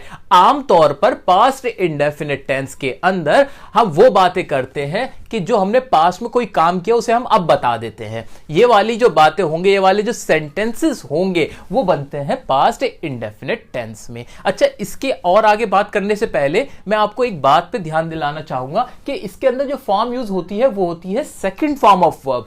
पास्ट इंडेफिनिट के अंदर फॉर्म ऑफ वर्ब यूज होगी सेकंड। जो हमारी 3 फॉर्म्स ऑफ वर्ब होती है ना, फर्स्ट सेकंड थर्ड, उसमें जो सेकंड होगी वो होगी पास्ट इंडेफिनिट में इस्तेमाल। अच्छा एक बात और, इसको याद कैसे रखोगे? इसको याद रखना ना बहुत ही आसान काम है। वो कैसे कि जो हमारी तीनों फॉर्म हुई उसमें फर्स्ट और थर्ड का तो बहुत जगह इस्तेमाल होता है, लेकिन ये जो सेकंड फॉर्म होती है ना, सेकंड फॉर्म का सिर्फ और सिर्फ इस्तेमाल पूरी इंग्लिश के अंदर सिर्फ पास्ट इंडेफिनिट में होता है। मैं ये कह सकता हूं कि सेकंड फॉर्म बनाई ही गई है इस पास्ट इंडेफिनिट के लिए।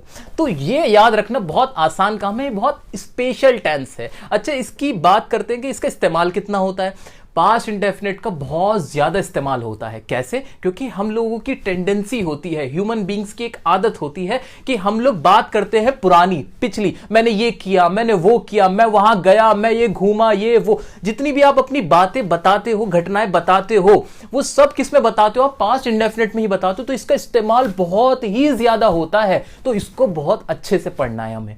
अच्छा अब एक बात और मेरे दिमाग में आ रही है, वो क्या है? जब मैं इस चार्ट को देखता हूं, यहां तो ये लिखा है कि अगर टेंस इंडेफिनिट हो तो फॉर्म ऑफ वर्ब लगेगी फर्स्ट।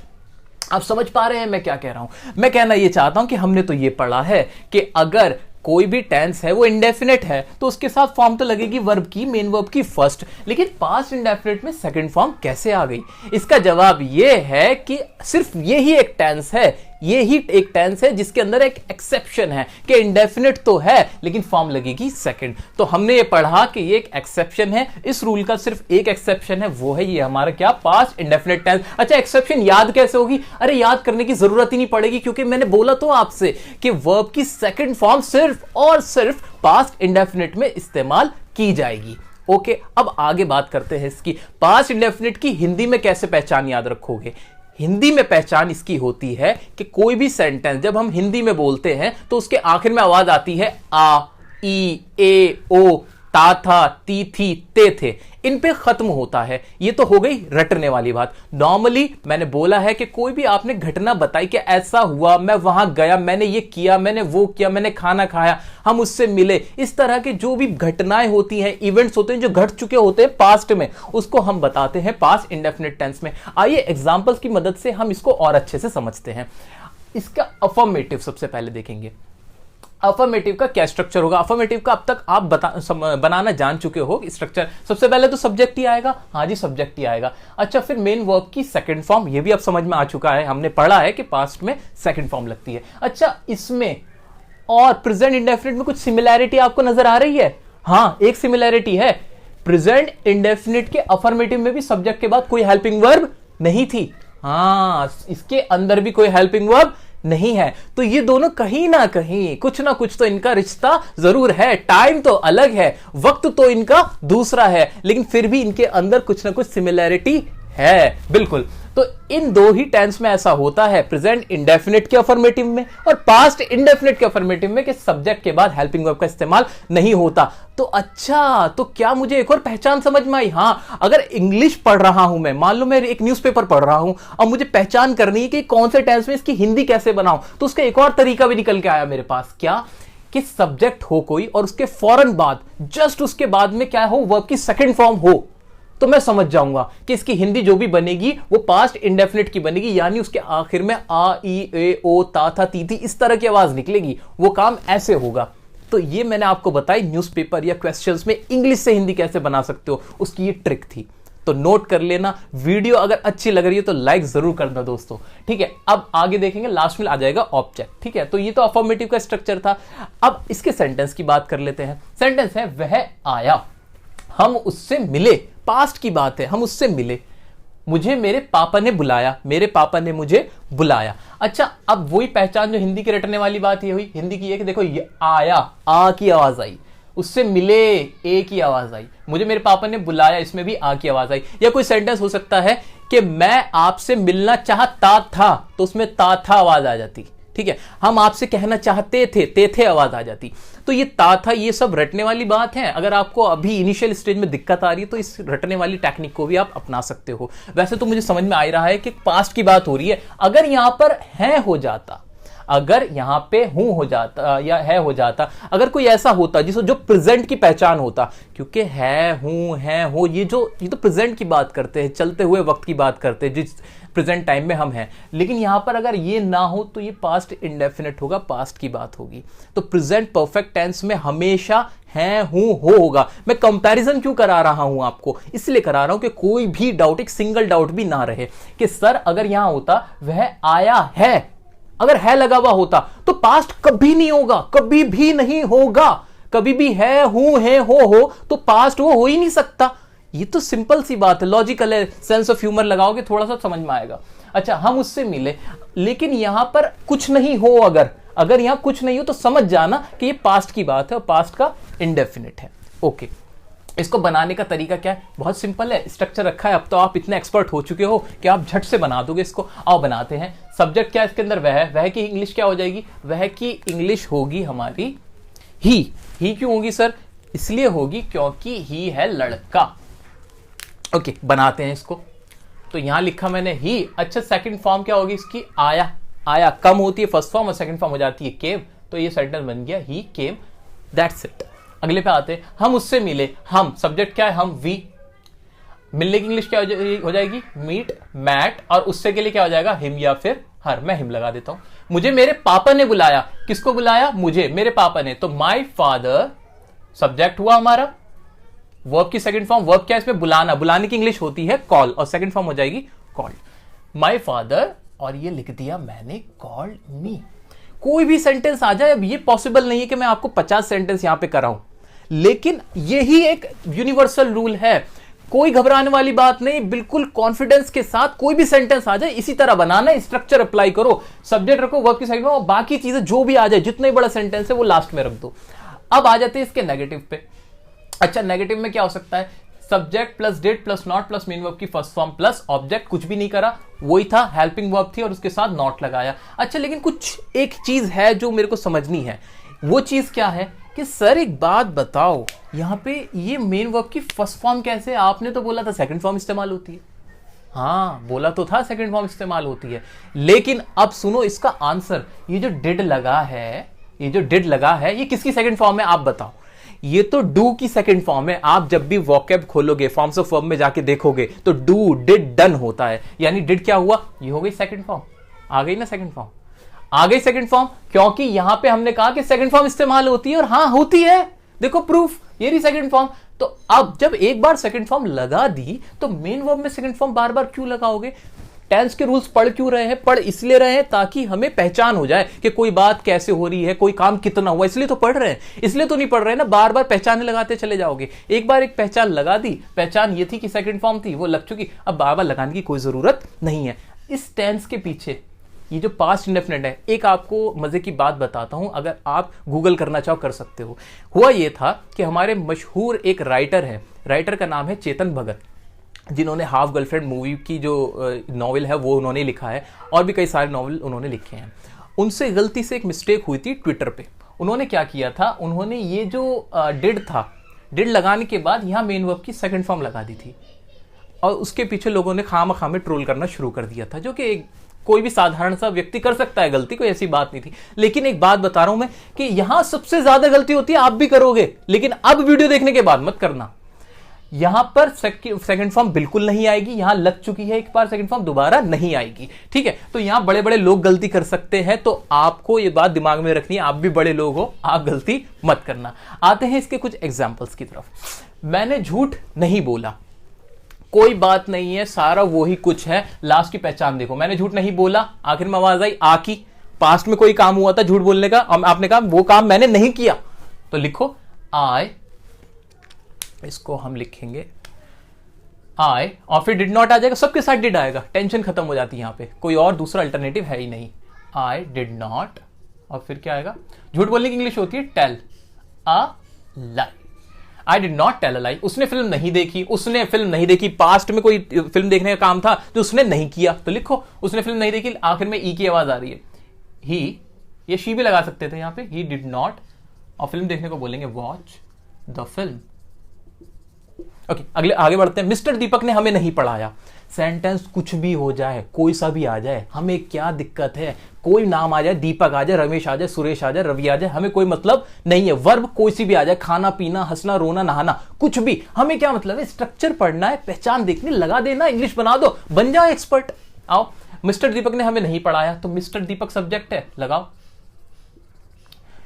फिर वर्ब क्या आएगी? डिड नॉट, और पढ़ाना टीच, और किसको नहीं पढ़ाया? हमें, us. Mister Deepak did not teach us. अच्छा, कुछ एग्जांपल्स और समझ लो वर्बली, अफर्मेटिव के और नेगेटिव के। जैसे एग्जांपल क्या हो सकता है? मैं गया, तो इंग्लिश क्या बन जाएगी? I went. तुम आए, यू केम। ठीक है, हमने उसे बुलाया, वी कॉल्ड हिम। उसने कहा, ही सेड। मैंने उससे पूछा, आई आस्क्ड हिम। मैं घर वापस आया, आई रिटर्न्ड एट होम।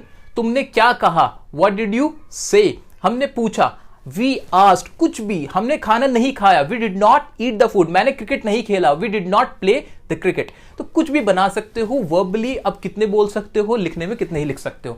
आगे बढ़ते हैं इंटरोगेटिव की तरफ। इंटरोगेटिव में क्या पढ़ रखा है हमने? कुछ भी नहीं। सबसे पहले क्या आ जाएगी? हेल्पिंग वर्ब आ गई। हेल्पिंग वर्ब इसकी डिड थी, डिड आ गई। सब्जेक्ट आना ही था। मेन वर्ब की फिर से फर्स्ट फॉर्म आएगी क्या? बिल्कुल आएगी, डिड आ गई ना। सेकंड फॉर्म पास्ट इंडेफिनिट हो गया, और ऑब्जेक्ट आ जाएगा, मार्क ऑफ इंटरोगेशन आएगा। क्या तुमने यूट्यूब पर वीडियो देखी? देखो, कुछ डिफरेंट सा एग्जांपल ले लिया। इसको बनाने में दिक्कत है? कोई दिक्कत नहीं, बनाते हैं ना। क्या तुमने यूट्यूब पर वीडियो देखी, लास्ट में ई की आवाज आई? ई की आवाज आई, पास्ट में देखने की बात हुई थी। ठीक है, बना दो इसको। डिड, फिर लिखो सब्जेक्ट, उसके बाद रखनी मेन वर्ब की फर्स्ट फॉर्म। देखने को क्या बोलते हैं? वॉच, और फिर क्या? Video. Did you watch the video on YouTube? On YouTube, mark of interrogation. ये बन गया did you watch the video on YouTube. Okay, क्या उसने पढ़ाई की? क्या उसने पढ़ाई की? अच्छा, नॉर्मल इंटरोगेटिव सेंटेंस है, इनका आंसर यस या नो ही वाला होता है। आपने पहले पढ़ रखा है इस चीज को। क्या उसने पढ़ाई की? डिड, फिर से डिड आ जाएगा, ही या शी आ जाएगा। डिड ही स्टडी, बस बात खत्म हो गई। क्या तुमने लिखा? Did you right. अच्छा, इसके आगे कुछ भी होता, ऐसा होता कि क्या तुमने ब्लैक बोर्ड पे लिखा, तो क्या लिखते? इसकी इंग्लिश क्या बन जाती? Did you right on black board. क्या तुमने क्लास में लिखा? Did you right in the class. कुछ भी, आगे कुछ भी हो जाए, हमें कोई मतलब नहीं, आपको इतना सही करना है। तो ये हमने देखा अफर्मेटिव, नेगेटिव और इंटरोगेटिव। ठीक है, अब बचता है एक डबल इंटरोगेटिव। डबल इंटरोगेटिव का आपके लिए होमवर्क है, स्ट्रक्चर बना के दिखाना क्या हो सकता है, और वही कान से धुएं निकल जाएंगे और आपकी बिल्कुल हवा खराब होने वाली है, क्योंकि बहुत ही मुश्किल होता है डबल इंटरोगेटिव। जी हाँ, बहुत मुश्किल। क्या होता है? कुछ नहीं होता जी, डिड से पहले क्या लग जाएगी? WH, family. और एग्जांपल क्या हो जा सकते हैं? तुमने मुझे क्यों बुलाया? Why did you call me? तुमने उससे क्या कहा? पास्ट में क्या कहा? What did you say to him? तुमने उससे क्या पूछा? What did you ask him? तुम वहां क्यों गए? Why did you go there? ठीक है, तो ये सेंटेंसेस आप WH फैमिली के बना सकते हो। प्रैक्टिस के लिए 50 सेंटेंस बनाओ, 100 सेंटेंस बनाओ, लेकिन एक बार आज ये वीडियो देखने के बाद बना जरूर लेना, और इस पे कमांड हासिल करना। पास्ट इंडेफिनिट बहुत ज्यादा इस्तेमाल होने वाला है। कभी भी अपनी कोई स्टोरी बताओगे, कुछ भी बताओगे, इंटरव्यू में बैठे हो, कोई कुछ लिख रहे हो, ये इस्तेमाल बहुत होना है। तो ये हमने आज देखा, बड़े अच्छे से समझ लिया है। अब आगे बढ़ते हैं हम अपने पास्ट कंटिन्यूअस की तरफ। दोस्तों, अब हम पहुंच चुके हैं पास्ट कंटिन्यूअस टेंस पे। पास्ट कंटिन्यूअस टेंस पे जब हम पहुंच गए हैं ना, तो यानी हमने अपना काम बहुत आसान कर लिया है। अब आपको टेंसेस समझने के लिए सिर्फ प्रेजेंट टेंस को समझने की जरूरत होती है। जिसने प्रेजेंट टेंस अच्छे से पढ़ लिए हैं, वो सारे टेंस फिर कर लेगा, क्योंकि उसको एक सोच आ जाती है टेंसेस की, और ये काम हम और आप आज कर चुके हैं इस वीडियो के अंदर। तो अब यहां पर देखते हैं कैसे हम एक जादू करेंगे और ट्रिक के साथ इसको समझेंगे। बिल्कुल जादू सही तो है। पास्ट कंटिन्यूअस टेंस, अब पढ़ना कौन सा है? Past continuous. और पढ़ कौन सा चुके हैं हम पढ़ चुके हैं प्रेजेंट कंटिन्यूअस टेंस। ये हमने पढ़ लिया है। ठीक है, अब इसमें और इसमें मुझे फर्क बताओ आप।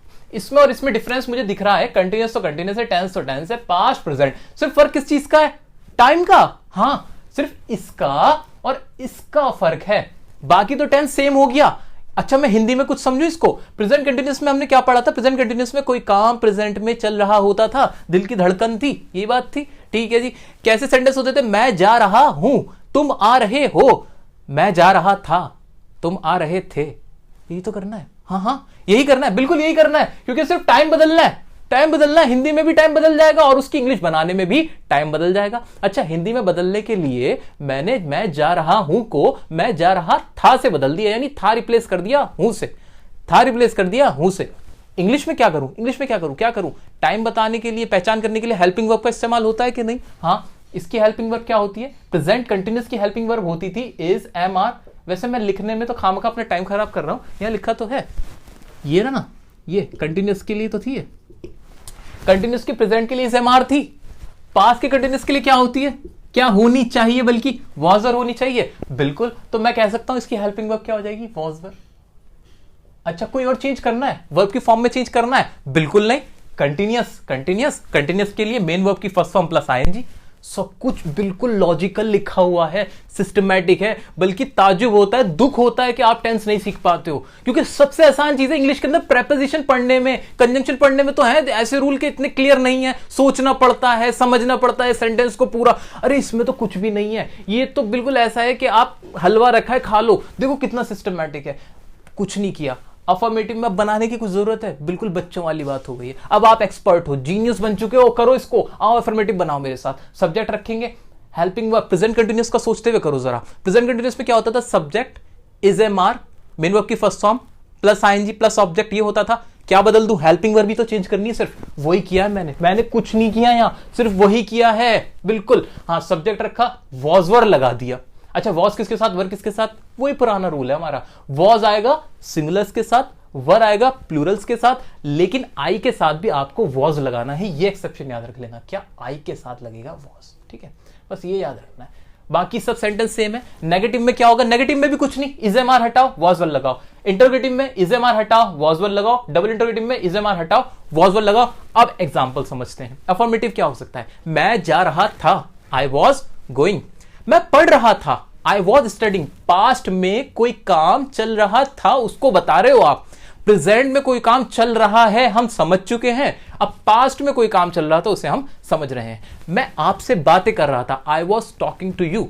मैं फिल्म देख रहा था, I was watching the film. वह आना चाह रही थी, she was trying to come. यहां सेंस पे गया है, वॉन्टिंग नहीं लगता, ट्राइंग लगा दिया मैंने। तुम खेल रहे थे, यू वर प्लेइंग। हम क्या कर रहे थे, वॉट वर वी डूइंग। तो अफर्मेटिव के थे, एक इंट्रोगेटिव का भी एग्जांपल दिया। अब तरीके से चलते हैं, थोड़ा सा नेगेटिव के एग्जांपल्स लेते हैं। मैं झूठ नहीं बोल रहा था, I was not telling a lie. मैं इंग्लिश नहीं बोल रहा था, I was not speaking English. मैं तुमसे नहीं मिल रहा था, I was not meeting you. वह खाना नहीं खा रही थी, she was not eating the food. वह दिवाली नहीं मना रहा था, he was not celebrating Diwali. कुछ भी बना सकते हो, सिर्फ और सिर्फ खेल है, खेल जितना खेलना चाहो आप खेल सकते हो। आओ इंट्रोगेटिव पे। इंट्रोगेटिव वही शुरू में क्या आ जाएगा, नॉर्मल इंट्रोगेटिव है। क्या तुम यहां आ रहे थे, वर यू कमिंग हियर। क्या तुम टीवी देख रहे थे, were you watching the television. क्या तुम मुझे बुला रहे थे, वर यू कॉलिंग मी। क्या तुम क्रिकेट खेल रहे थे, वर यू प्लेइंग क्रिकेट। कुछ भी बना सकते हो आप। आपके पास हथियार है, आपको मैंने एक आमरी दे दी है, अब आप उसको यूज करना, ये आपके ऊपर है कि आप उसको कैसे यूज कर सकते हो। डबल इंट्रोगेटिव में क्या हो जाए, डबल एच फैमिली लग जाएगा। तुम यहां क्यों आ रहे थे, why were you coming here. तुम क्या पढ़ रहे थे, वॉट वर यू स्टडिंग। तुम क्या देख रहे थे, वॉट वर यू वॉचिंग। तुम किससे मिल रहे थे, होम वर यू मीटिंग। तो ये तो थे कुछ एग्जाम्पल्स। जितने एग्जाम्पल आप बनाना चाहो, बिल्कुल कोई भी गलती नहीं होने वाली है, क्योंकि सब कुछ क्लियर है, सब कुछ आपके हाथ में, स्ट्रक्चर आपने बनाए हैं, ये कहीं से उठ के नहीं आए, आपने खुद बनाए हैं, बहुत इजी है। दोस्तों अब बारी आई है पास्ट परफेक्ट टेंस की। पास्ट परफेक्ट टेंस क्या होता है, इसके नाम से समझ में आता है कि काम तो हुआ पास्ट में, और वो काम कैसा है, परफेक्ट है। यानी पास्ट में कोई काम जब पूरा हो चुका था उसको हम बताते हैं, तो हम बोलेंगे वो कौन सा टेंस होगा, पास्ट परफेक्ट टेंस होगा। अच्छा सर ये क्या मतलब हुआ, इसका मतलब ये हुआ कि जैसे मैंने आपसे कहा कि मैं क्रिकेट खेल चुका था, मैं आपसे मिल चुका था, हम वहां जा चुके थे, हम इंग्लिश सीख चुके थे। तो इस तरह के सेंटेंस मैंने इसमें ये कहने की कोशिश की है कि हमने पास्ट में वो सारे काम कर लिए थे, पूरे हो चुके थे। अच्छा पास्ट इंडेफिनिट और पास्ट परफेक्ट दोनों में फर्क क्या है, आप फर्क ढूंढते हैं। पास्ट इंडेफिनिट का एक सेंटेंस है, मैंने बोला मैं गया। पास्ट परफेक्ट का सेंटेंस है, मैं जा चुका था। दोनों में अंतर करने की कोशिश करें आप। दोनों में डिफरेंस ये आता है कि जब मैंने कहा मैं गया, मैंने ये नहीं बताया कि मैं जा चुका था, कि इससे पता नहीं चल पा रहा कि काम पूरा हो गया था या चल रहा था। लेकिन जब मैंने कहा मैं जा चुका था, मैंने कहा है कि हाँ वो जाने का काम मैंने पूरा कर दिया था। ऐसे एक और सेंटेंस, मैंने काम किया, और एक और सेंटेंस, मैं काम कर चुका था या मैंने काम कर लिया था। तो यही डिफरेंस है कि जब हम कोई काम जो पास्ट में है उसे दिखाते कि वो पूरा हो गया था, तब तो लगाएंगे पास्ट परफेक्ट। और अगर कोई काम है जिसके बारे में पता ही नहीं होता, वो होता है हमारा पास्ट इंडेफिनिट। अच्छा, इसकी आपको क्या समझने की जरूरत है? इसकी आत्मा को समझो पास्ट परफेक्ट टेंस की, कि इसके अंदर जताया जाएगा, जताया ये जाएगा कि वो काम पास्ट में पूरा कर दिया गया था, पास्ट में पूरा हो गया था, पूरे होने पे फोकस होगा। आप सेंटेंस समझते ही पहचान जाओगे। ठीक है, अब इसका स्ट्रक्चर कैसे बनाओगे? इसका स्ट्रक्चर भी वैसे ही बनाएंगे प्रेजेंट टेंस की सहायता से। हमने प्रेजेंट परफेक्ट टेंस पढ़ रखा है, बिल्कुल पढ़ रखा है। प्रेजेंट परफेक्ट टेंस और पास्ट परफेक्ट टेंस में हम डिफरेंशिएट करेंगे। तो ये तो कॉमन हो गया, सिर्फ डिफरेंस इसका आया प्रेजेंट और पास्ट का, यानी टाइम का डिफरेंस है। यानी उसमें प्रेजेंट में काम पूरा हो चुका है और इसमें पास्ट में काम पूरा हो चुका था, ऐसे बनेगा। अच्छा, हिंदी में रटने के लिए कैसे याद करेंगे? पास्ट परफेक्ट टेंस को पहचानोगे कैसे? पहचानोगे ऐसे कि इसके आखिर में आवाज आएगी चुका था, चुकी थी, चुके थे, लिया था, दिया था, ली थी, दी थी। इस तरह के जो वर्ड्स है वो लास्ट में आपको मिलेंगे। ये हो गई रटने वाली बात। वैसे तो आपको इसकी आत्मा को समझना है। आप समझ जाओगे कि जताया जा रहा है कि वो काम पूरा हो चुका था। ठीक है, अब बढ़ते हैं हम इसके स्ट्रक्चर की तरफ। इसके स्ट्रक्चर में कॉमन रखेंगे, बाकी चीजें तो कुछ भी नहीं करना है। प्रेजेंट परफेक्ट टेंस था वही है बिल्कुल, बस पास्ट बदलना है। पास्ट में बदलने के लिए क्या करोगे? हेल्पिंग वर्ब बदल दोगे। पास्ट की हेल्पिंग वर्ब क्या हो जाएगी इसके अंदर? इसके अंदर हो जाएगी सर हैड हो जाएगी, बिल्कुल हो जाएगी। इसमें क्या होती थी? हैज हैव होती थी ना, इसकी हो जाएगी हैड। बाकी मेन वर्ब की थर्ड फॉर्म उसमें भी थी, बाकी स्ट्रक्चर सेम टू सेम रहेगा। अच्छा, एक और मजे की बात तो देखो, इसमें तो ये दिक्कत थी कि हैज किसके साथ आएगा, हैव किसके साथ आएगा। ठीक है, नहीं बिल्कुल थी। इसमें कोई दिक्कत नहीं है, इसमें तो सबके साथ ही क्या लगा देना है? हैड लगा देना है। तो ये तो और आसान हो गया, काम बिल्कुल आसान हो गया। खामा खां की चीजें हैं, आप क्यों नहीं समझ रहे थे पहले? अच्छा, आपने वीडियो नहीं देखी थी इसलिए। चलो आओ बढ़ाते हैं इसको। अफर्मेटिव से स्टार्ट करते हैं। अफर्मेटिव का क्या होगा? सब्जेक्ट प्लस हैड आ जाएगा, मेन वर्ब की थर्ड फॉर्म प्लस ऑब्जेक्ट, सबके साथ ही हैड आएगा, सिंगुलर हो के प्लूरल हो, कोई दिक्कत नहीं। सेंटेंस बनाओ। मैं कह चुका था, आई हैड सेड। मैं तुम्हें देख चुका था, आई हैड सीन यू। मैं उससे मिल चुका था, आई हैड मेट हिम। मैंने काम कर लिया था, I had done the work. मैंने फिल्म देख ली थी, I had watch the film. वह आ गया था, ही हैड कम। अफर्मेटिव के आप कितने भी बना सकते हो, लगना यही रूल है, कोई भी सेंटेंस हो जाए। नेगेटिव की ओर बढ़ते हैं। नेगेटिव में क्या? कुछ भी नहीं, नेगेटिव में सिर्फ नॉट लगा देना। Subject had not main verb की थर्ड फॉर्म ही रहेगी, प्लस ऑब्जेक्ट। अब बनाओ इसके भी। मैंने उसे गाली नहीं दी थी, पास्ट में वो काम पूरा गाली कर देने का मैंने नहीं किया था, तो उसके लिए क्या आ जाएगा? I had not abused him. मैंने यह नहीं कहा था, I had not said that. मैं उससे नहीं मिला था, I had not met him. मैं वहां नहीं गया था, I had not gone there. आपको मालूम है आप क्या कहना चाहते हो, उसी के अकॉर्डिंग आप इस टेंस का इस्तेमाल करोगे। आइए बढ़ते हैं इंटरोगेटिव की तरफ। इंटरोगेटिव में क्या? कुछ भी नहीं, हेल्पिंग वर्ब लगाओ सबसे पहले, हैड आ गया, सब्जेक्ट मेन वर्ब की थर्ड फॉर्म, ऑब्जेक्ट। बनाओ सेंटेंस। क्या तुम वहां गए थे? Had you gone there. क्या तुम उससे मिले थे? Had you met him. क्या तुमने दिवाली मनाई थी? Had you celebrated the Diwali. क्या वह आ चुका था? Had he come. बस इतना बनना है। Double interrogative. डबल इंटरोगेटिव में सिर्फ नहीं सर, ये तो बड़ी दिक्कत थी, याद आया, कानों से धुएं निकल जाने, बड़ी परेशानी हो जाएगी, बड़ा मुश्किल काम है डबल एच फैमिली वाले बनाने के लिए। तो बिल्कुल नहीं सर, सिर्फ डबल एच फैमिली रखना है, बाकी तो ऊपर से कॉपी पेस्ट ही तो है। बिल्कुल कंट्रोल सी कंट्रोल वी का काम है इसके अंदर, वही हमने करना है। सेंटेंस बना दो। क्या तुम वहां क्यों जा चुके थे? इसके हिंदी की इंग्लिश क्या बन जाएगी? Why had you gone there? तुम उससे क्यों मिले थे या मिल चुके थे? Why had you met him? तुम वहां क्यों नहीं गए थे? Why had you not gone there? कोई भी सेंटेंस बनाओ, बाकी का काम आपका दोस्तों, आपका। बिल्कुल आपको प्रैक्टिस करनी है, आज के आज, अभी के अभी प्रैक्टिस कर लो, कभी नहीं भूलोगे। लाइफ टाइम की इन्वेस्टमेंट है ये, आज की प्रैक्टिस लाइफ टाइम की इन्वेस्टमेंट। कल पे मत डालना कि आज वीडियो देख के कल करोगे, प्लीज अभी करो, बिल्कुल करो, अभी कॉन्सेप्ट क्लियर है, सीख जाओगे, कभी नहीं भूलोगे। दोस्तों अब हम बढ़ चुके हैं हमारे पास्ट परफेक्ट कंटिन्यूअस टेंस की तरफ, जो कि हमारा पास्ट का आखिरी टेंस होने वाला है। अच्छा, इसको भी कैसे पढ़ना है? अच्छा, उससे पहले बताओ इसमें होता क्या है? अरे इसमें कुछ नहीं होता सर, वही वाली चीज है। क्या?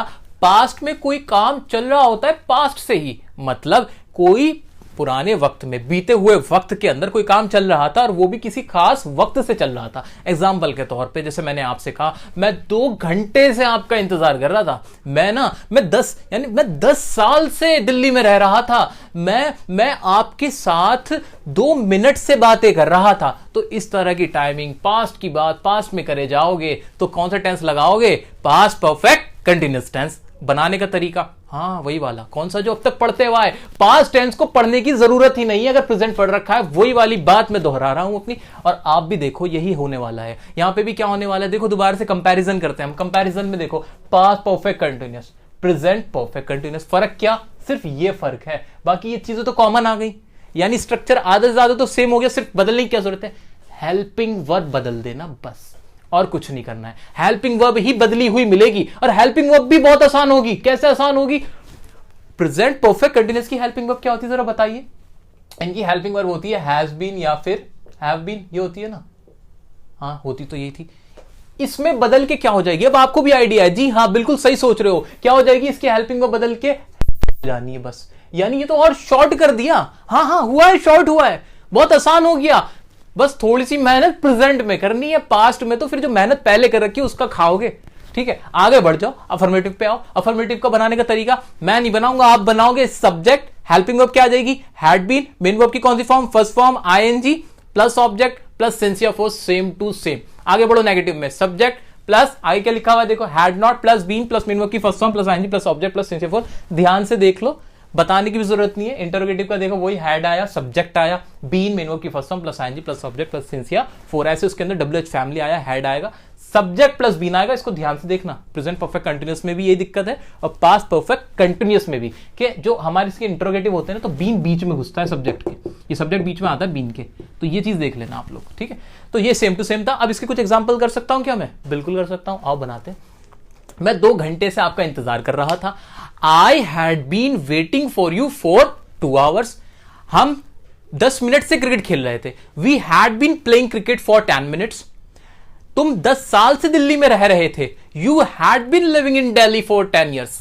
ऐसे मैं 26 जनवरी से पतंग उड़ा रहा था, I had been flying the kite since 26 January. यहां पर ये जनवरी था, एक डेफिनेट टाइमिंग थी, इसलिए हमने सिंस लगा दिया। अब आते हैं नेगेटिव की तरफ। नेगेटिव, मैं 10 मिनट से टीवी नहीं देख रहा था, I had not been watching television for 10 minutes.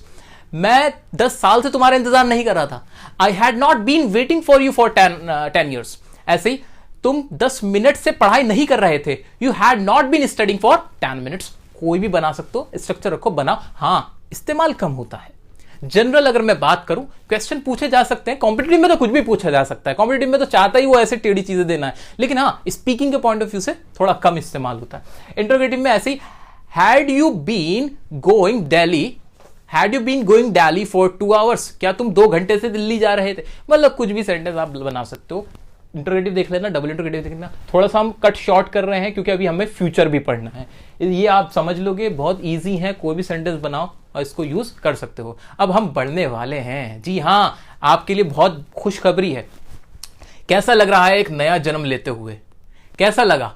ये वीडियो देखने से पहले आप कुछ और थे, अब कुछ और हो गए हो। जहां तक इंग्लिश की दुनिया की बात है, अब लग रही हैं चीजें काफी आसान थी। 70% इंग्लिश टेंस है, 70%, जी हाँ लिख के रखो, 70% इंग्लिश में टेंस ही तो होता है। जिसने टेंस कर लिया उसे 70% इंग्लिश आती है, यानी उसको सारा कुछ इसी में घूमता रहता है। तो आपको एक नया जन्म मिला है, तो आपको खुशी होनी चाहिए। मेरी तरफ से बहुत बहुत बधाई। अब हम बात करने वाले हैं आपके फ्यूचर की, जी हाँ, आपके फ्यूचर टेंस की बात करने वाले हैं। फ्यूचर टेंस यानी कोई काम होगा, कब होगा, आने वाले कल में होगा, यानी कोई भी काम जो आने वाले कल में होगा उसकी इंग्लिश कैसे बनाएंगे, ये इसमें हम पढ़ने वाले हैं। स्टार्टिंग में भी हमने समझा था, इसकी हम स्टार्टिंग करेंगे फ्यूचर इंडेफिनिट टेंस से। वही वाला रूल है कि काम किस में होना है, फ्यूचर में, और काम कितना हुआ है इंडेफिनिट, यानी हमें मालूम नहीं है कि वो काम कितना होगा। अच्छा सर, ये तो मैंने बता दिया इस टेंस में किस तरह के सेंटेंस की बात होगी। अब इसको रटने वाली बात कुछ नहीं है, आखिर में आएगा गा गी गे। बहुत आसान टेंस है, गा गी गे आखिर में आता है। जैसे मैं जाऊंगा, मैं आऊंगा, तुम आओगी, तुम कहां जाओगे, तुम क्या करोगे, मैं उससे मिलूंगा, तुम हंसोगे, हम पढ़ेंगे, तुम इंग्लिश बोलोगे, हम वीडियो देखेंगे, हम वीडियो को लाइक करेंगे, हम चैनल को सब्सक्राइब करेंगे। तो ये वाली बातें होंगी किसमें, फ्यूचर इंडेफिनिट टेंस में। पता नहीं कि काम पूरा होगा कि नहीं, वो तो आप करके बताओगे। ठीक है, अब इसकी हेल्पिंग वर्ब, सर पेश है आपकी हेल्पिंग वर्ब का चार्ट।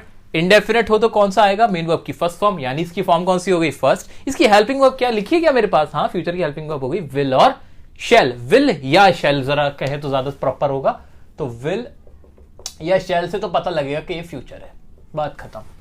वर्ब की फर्स्ट फॉर्म आएगी, बिल्कुल वही। अब तो मेरे कराने की भी जरूरत नहीं है, अब तो आप कैपेबल हो खुद करने के लिए। जी हाँ, अब आप पढ़ाओगे, अब आप पढ़ोगे नहीं, अब आप पढ़ाओगे, अब इस लेवल पे आप आ चुके हो। तो इसके अफर्मेटिव से स्टार्ट कर लेते हैं। हिंदी में रट्टा मार लिया, कॉन्सेप्ट समझ लिया, अब इसके स्ट्रक्चर देख लेते हैं। सब्जेक्ट रखा, विल या शैल आया, मेन वर्ब की फर्स्ट फॉर्म आई और ऑब्जेक्ट आ गया। अच्छा सर एक बात बताओ, विल किसके साथ, शैल किसके साथ? फ्यूचर टेंस में कोई भी टॉपिक इतना इंपॉर्टेंट नहीं है, सिर्फ एक यही टॉपिक है जो इंपॉर्टेंट है, यही पार्ट है क्या कि विल किसके साथ आएगा और शैल किसके साथ आएगा। इसको हम ध्यान से समझ लेते हैं, बहुत आसान है, बहुत ज्यादा आसान है। विल शैल, शैल आएगा आई और वी के साथ, जहां सब्जेक्ट मेरा आई हो या वी हो, आई हो या वी हो, आई हो या वी हो, तो आएगा शैल और सबके साथ विल। इतना सा काम है। अभी बात पूरी नहीं हुई, बात क्या है आगे की। विल और शैल एक मॉडल वर्ब भी है। उसका मतलब क्या हुआ कि जब मैं कोई ऐसी बात कहूं जिसके अंदर कोई धमकी हो, जैसे मैंने कहा अगर आपने वीडियो को पूरा नहीं देखा तो हम आपको ब्लॉक कर देंगे, अगर इस तरह की कोई बात बोली, या अगर आपने वीडियो नहीं देखी हम वीडियो नहीं बनाएंगे। अब ये क्या धमकी दे रहा हूं, या मैं कहूं प्रॉमिस कि मैं आपको इस वीडियो के बाद एक्टिव पैसिव वॉइस की भी वीडियो बना के दूंगा, यह आपसे मैंने प्रॉमिस किया। फ्यूचर में कोई बात प्रॉमिस हुई, धमकी दी, या मैंने कहा कि इस बार तो मैं एग्जाम क्रैक करके रहूंगा। अब ये क्या किया, डिटर्मिनेशन। मैंने एक खुद से वादा किया, या मैं कह सकता हूं कि एक मैंने प्रतिज्ञा ली, दृढ़ संकल्प जिसे हिंदी में कहते हैं, कि मैंने खुद से एक वादा किया, ये काम मैं करके रहूंगा। तो ये तीन कंडीशन, क्या, प्रॉमिस, डिटर्मिनेशन और या फिर थ्रेट, किसी को धमकाना, जब ये सेंटेंस में हो तब रूल्स जो है हमारे आई और वी लगाने की वो उल्टे हो जाएंगे। उल्टे कैसे, जिसके साथ अब आई आता था उसके साथ आएगा वी, जिसके साथ पहले वी आता था उसके साथ आ जाएगा आई, उल्टा पुल्टा। जी हां, तो आई और वी नॉर्मली तो ऐसे इस्तेमाल होगा कि शैल आएगा आई और वी के साथ और बाकी सबके साथ विल आएगा, लेकिन जहां पर ये तीन कंडीशन जो अभी हमने पढ़ी हैं वो हो तो रूल्स चेंज हो जाएंगे। तो ये आपने कहीं ना कहीं मॉडल का भी एक पार्ट पढ़ लिया है, तो मुबारक हो, ये भी आपने पढ़ लिया। अच्छा अब आपको समझ में आ रहा है क्या कि जब किसी को धमकी देते तो हम कहते हैं I will see you, I will kill you. इसका मतलब क्या, मैं तुम्हें मार दूंगा। सर आई के साथ विल आ गया, क्यों आ गया, इसलिए आ गया क्योंकि आप यहां पर क्या दे रहे हो, धमकी दे रहे हो। तो ये बात भी क्लियर हो गई। ओके, अब इसको पूरा एग्जाम्पल के साथ समझते हैं। अफर्मेटिव के पहले कुछ एग्जाम्पल्स ले लेते हैं। जैसे मैं जाऊंगा, आई शैल गो, तुम आओगे, यू विल कम, मैं तुमसे मिलूंगा, आई शैल मीट यू, मैं खाना खाऊंगा, आई शैल ईट द फूड। अच्छा यहां विल लगा सकता था, हाँ लगा सकता था। जब मैं अगर विल लगा देता तो उसका मतलब ये हो जाता पक्का मैं ये काम करूंगा ही। इसलिए क्या करते हैं हम लोग, जब बोलने के पर्पस से ज्यादातर क्या करते हैं, उसको आइल बोल देते हैं, तो उसमें खुद ही लगा लो क्या लगना है कि नहीं। हम बोलते हैं आल गो, अब इसमें मैंने बताया नहीं कि मैं शैल लगा रहा हूं कि विल, लेकिन अब समझ लो, लेकिन जब मुझे बोलना हो कि हाँ मैं आऊंगा ही, तब मैं विल जरूर बोलूंगा, आई विल गो। ओके, तो ये तो थे अफर्मेटिव के कुछ एग्जांपल। अब देखते हैं नेगेटिव। नेगेटिव में कुछ भी नहीं, वही सब्जेक्ट रखा, हेल्पिंग वर्ब आई ये, और इसके बाद आ गया नॉट, मेन वर्ब की फर्स्ट फॉर्म ऑब्जेक्ट। इसके बनाते हैं, मैं तुमसे नहीं मिलूंगा, I shall not meet you, मैं घर नहीं जाऊंगा, I shall not go to home, वह नहीं आएगी, शी विल नॉट कम, वह घर नहीं जाएगा, he will not go to home, मैं अखबार नहीं पढ़ूंगा, I will not read the newspaper. तो इस तरह से हमने नेगेटिव बनाया। इंट्रोगेटिव में भी कुछ नहीं है, क्या होगा इंट्रोगेटिव में, इंट्रोगेटिव में सबसे पहले हेल्पिंग वर्ब विल शैल आया, सब्जेक्ट प्लस मेन वर्ब की first form plus object. Okay, इसको बनाओ, विल यू कम टुडे, क्या आप कल क्या आज आप आओगे। Okay, will you go there, क्या आप वहां जाओगे। विल यू सी मी, क्या आप मुझे देखोगे।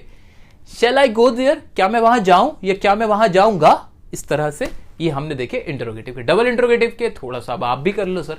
डबल इंटरोगेटिव का भी स्ट्रक्चर आपके सामने रखा है, डब्ल्यूएच फैमिली है, विल शैल है, सब्जेक्ट मेन वर्ब की फर्स्ट फॉर्म ऑब्जेक्ट, वही कानों में से धुआं, वही सारी चीजें आ जाएंगी, डब्ल्यूएच फैमिली लग जाएगी, बहुत मुश्किल काम। तो ये हमने पहले भी देख रखा है, ये चीजें हमें प्रॉपर पता है कैसे इसका स्ट्रक्चर बना है। सेंटेंस आप बना सकते हो, चलो हेल्प कर ही देता हूं। अब आप कह सकते हो जैसे why will you go there, आप वहां क्यों जाओगे। व्हेन शैल आई कम, मैं यहां कब आऊंगा। ओके, तो इस तरह के सेंटेंस आप बना सकते हो, बाकी के अब आप बना के बताना मुझे, ठीक है। अच्छा, इसको पढ़ने का एक और तरीका यह है कि आप न्यूज़पेपर्स, मैगजीन्स, नॉवेल्स, इन सबको जितना भी पढ़ोगे ना तो ये सारे टेंस और अच्छे से क्लियर होते चले जाएंगे। अब आगे बढ़ देते हैं हम फ्यूचर कंटिन्यूअस टेंस पे। अब हमने पूरा पढ़ लिया है। अब मैं आपसे उम्मीद कर रहा हूं कि आपको, आपका जो ये नया जन्म हुआ है, आपने पुनर्जन्म लिया है, तो अब आप इस लायक हो गए हो कि आप ये चीजें अच्छे से समझ पा रहे हो। तो फ्यूचर कंटिन्यूअस टेंस, अब इसमें क्या होता है, कोई कुछ नहीं, काम फ्यूचर में होना है, आने वाले कल में होना, और वो चलता हुआ रहेगा।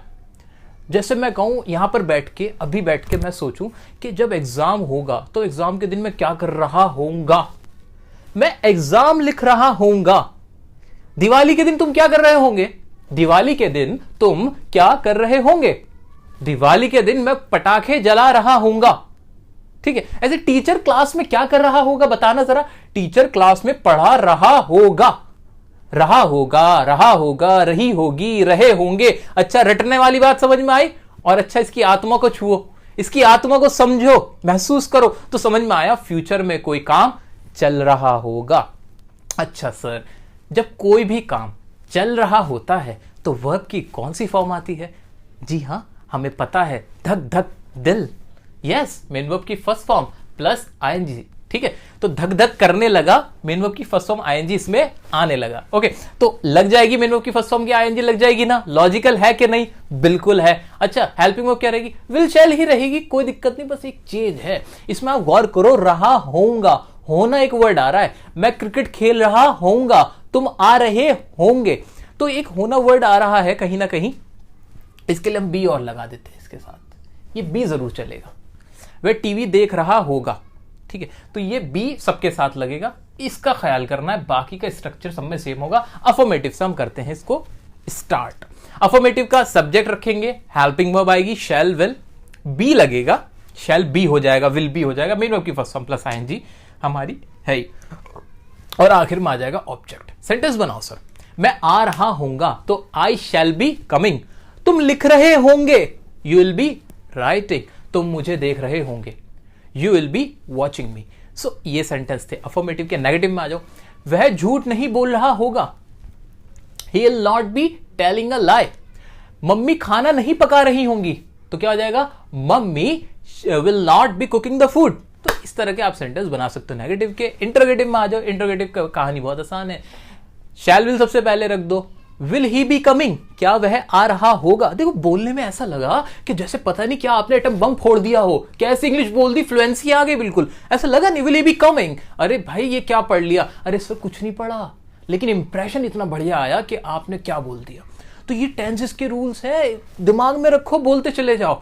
ऐसे ही और सेंटेंस क्या हो सकता है, शैल आई बी गोइंग, क्या मैं जा रहा होऊंगा, will he be attending the class, क्या वह क्लास कर रहा होगा, विल यू बी वॉचिंग मी, क्या तुम मुझे देख रहे होंगे।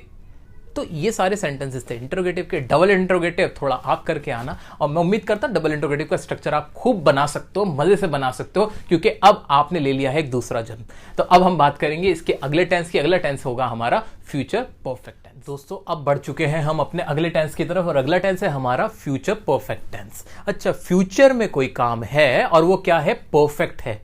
देखो टेक्निकल चलोगे ना, चीजें कितनी इजी लगती हैं, सिस्टमैटिकली, लॉजिकली, कितने अच्छे अच्छे वर्ड्स हैं ये, सिस्टमैटिक, लॉजिकल, तो टेक्निकल, स्ट्रेटेजिकल, तो ये वर्ड्स जो है ना स्टूडेंट लाइफ में इनकी बहुत इंपॉर्टेंस है, और वही हम यहाँ अप्लाई कर रहे हैं। तो फ्यूचर परफेक्ट, काम फ्यूचर में हुआ और वो कैसा है, परफेक्ट है, यानी वो फ्यूचर में ही पूरा हो चुका होगा। अरे सर ये क्या कह रहे हो, सर सच बताऊं तो इन टेंस का रेलेवेंस बहुत कम है बोलने के पर्सपेक्टिव से। बोलने के पर्सपेक्टिव से ये बहुत कम इस्तेमाल होते हैं। पर्सनली स्पीकिंग, फ्रैंकली स्पीकिंग, मैं भी नहीं करता इनका इस्तेमाल, लेकिन एग्जाम के लिए तैयार होके जाओ, नॉलेज के पर्पज से सब कुछ आना चाहिए। आओ चलो सेंटेंस बनाते हैं। और सेंटेंस क्या होता है, इसमें इस तरह के सेंटेंस होंगे कि मैं वो काम कर चुका होऊंगा, जैसे मैंने आपसे कहा मैं ये वीडियो देखने के बाद टेंस सीख चुका होऊंगा, मैं इंग्लिश बोल चुका होऊंगा, मैं चैनल को सब्सक्राइब कर चुका होऊंगा, मैं वीडियो को लाइक कर चुका होऊंगा, हम वीडियो को शेयर कर चुके होंगे, हम आपसे मिल चुके होंगे। ये वाले सेंटेंसेस सारे आएंगे फ्यूचर परफेक्ट टेंस के अंदर। अच्छा सर जल्दी से बता दो अब मुझे इसकी हेल्पिंग वर्ब क्या होगी। सर हेल्पिंग वर्ब विल शैल की विल शैल ही रहने वाली है, कोई दिक्कत नहीं है। मतलब एक थोड़ा सा चेंज क्या होगा, इसके साथ हैव और लगना है।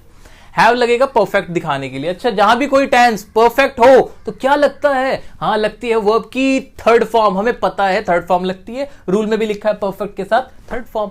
चार्ट है, सिंपल बनाओ ना इसको। तो हेल्पिंग वर्ब तो वही रहेगी विल शैल। साथ में हैव और लग जाएगा। ठीक है, अब अफर्मेटिव का स्ट्रक्चर देख लिया, सब्जेक्ट से स्टार्ट हुआ, विल और शैल, हेल्पिंग वर्ब आई, हैव आया, मेन वर्ब की थर्ड फॉर्म प्लस ऑब्जेक्ट। अब जल्दी से इनके कुछ एग्जांपल्स लेते हैं और मजेदार से और उनकी हिंदी भी बना लेते हैं। अच्छा चलो, एग्जांपल हो गया, जैसे आप यहां आ चुके होंगे तो क्या हो जाएगा, you will have come here. मैं आपसे मिल चुका होऊंगा, I will have met you. तुम खाना खा चुके होंगे, you will have eaten the food. Sir है थोड़े से ये थॉटफुल प्रोसेस है, कोई बहुत ज्यादा सोचने ही वाली बात है जो आप इस तरह के सेंटेंस इस्तेमाल करोगे, लेकिन पढ़ना है हमें इसलिए हम पढ़ रहे हैं। नेगेटिव पे आ जाओ, सब्जेक्ट हेल्पिंग वर्ब, अब नॉट हैव से पहले आएगा, बस ये देखना है आपको, हैव से पहले नॉट आएगा, मेन वर्ब की थर्ड फॉर्म प्लस ऑब्जेक्ट। जैसे मैं आपसे मिल चुका नहीं होऊंगा, हम किताब नहीं पढ़ चुके होंगे, तुम खाना नहीं खा चुके होंगे, तुम चांद पर नहीं पहुंच चुके होंगे। तो ये वाले सेंटेंस आपको इंग्लिश में चेंज करने, करो ट्रांसलेट, कोई दिक्कत नहीं। I will not have reached to moon, I will not have reach to the लगा दो, रीच टू द मून, क्योंकि जो मून होता है सन होता है उनके साथ द लगाना जरूरी होता है। ठीक है, so I will not have reach to the moon. ऐसे ही मैं आपसे मिल चुका नहीं होऊंगा, I will not have met you. मैं खाना नहीं खा चुका होऊंगा, I will not have eaten the food. इस तरह के सेंटेंसेस आप बनाओगे। ठीक है, अगला है हमारा इसका इंट्रोगेटिव। इंट्रोगेटिव में क्या होगा, हेल्पिंग वर्ब पहले आ जाएगी, फिर सब्जेक्ट आएगा और फिर हैव आएगा। इस बात पर नोटिस कर लेना, सब्जेक्ट के बाद हैव आएगा, मेन वर्ब की वही थर्ड फॉर्म लगेगी। जैसे क्या तुम मुझसे मिल चुके होंगे, तो इसकी इंग्लिश क्या हो जाएगी, will you have met me. क्या तुम वहां जा चुके होंगे, will you have gone there. क्या वह क्रिकेट खेल चुका होगा। आप यहां बैठे हुए हो, सोच रहे हो कि वो काम हो जाएगा और सोच रहे हो वो काम होने के बाद पूरा भी हो जाएगा। बहुत बढ़िया, बहुत बढ़िया। क्या मैं एग्जाम क्रैक कर चुका होऊंगा। अरे सर तैयारी करो, क्रैक होगा ना। तो इसके लिए हो जाएगा क्या कि will I have crack the exam. तो ये वाले सेंटेंस थे फ्यूचर परफेक्ट टेंस के। प्रैक्टिस जरूर कर लेना, रिक्वेस्ट कर रहा हूं, क्योंकि फंसना नहीं है। एग्जाम में कल को आ जाए ना तो दिमाग को ज्यादा सोचना ना पड़े, आपको पता हो कि ये सेंटेंस कौन सा है। इसलिए प्रैक्टिस कर लेना। स्पीकिंग पॉइंट ऑफ व्यू से कम इस्तेमाल होता है, एग्जाम पॉइंट ऑफ व्यू से मोस्ट इंपॉर्टेंट है। अब आ जाओ नीचे, फ्यूचर परफेक्ट कंटिन्यूअस टेंस। इसको अब हम पढ़ने वाले हैं और ये हमारा फ्यूचर का आखिरी टेंस होने वाला है। तो जी हाँ, आप हमारे साथ अब तक बने हुए हैं और हम सीख चुके हैं। अब आखिरी टेंस को सीखना बाकी है, फ्यूचर परफेक्ट कंटिन्यूअस। इसमें क्या होगा, कुछ नहीं होगा। फ्यूचर में कोई काम होना है, आने वाले कल में कोई काम होना है, और उस काम, वो काम जो होगा ना, किसी खास टाइम से चल रहा होगा। हाँ बिल्कुल सही सुना आपके कानों ने, कानों में से धुएं निकलने लगे हैं और आपको समझ नहीं आ रहा क्या होने वाला है, दिमाग का बिल्कुल भरता बन चुका है। बिल्कुल, लेकिन है तो यही।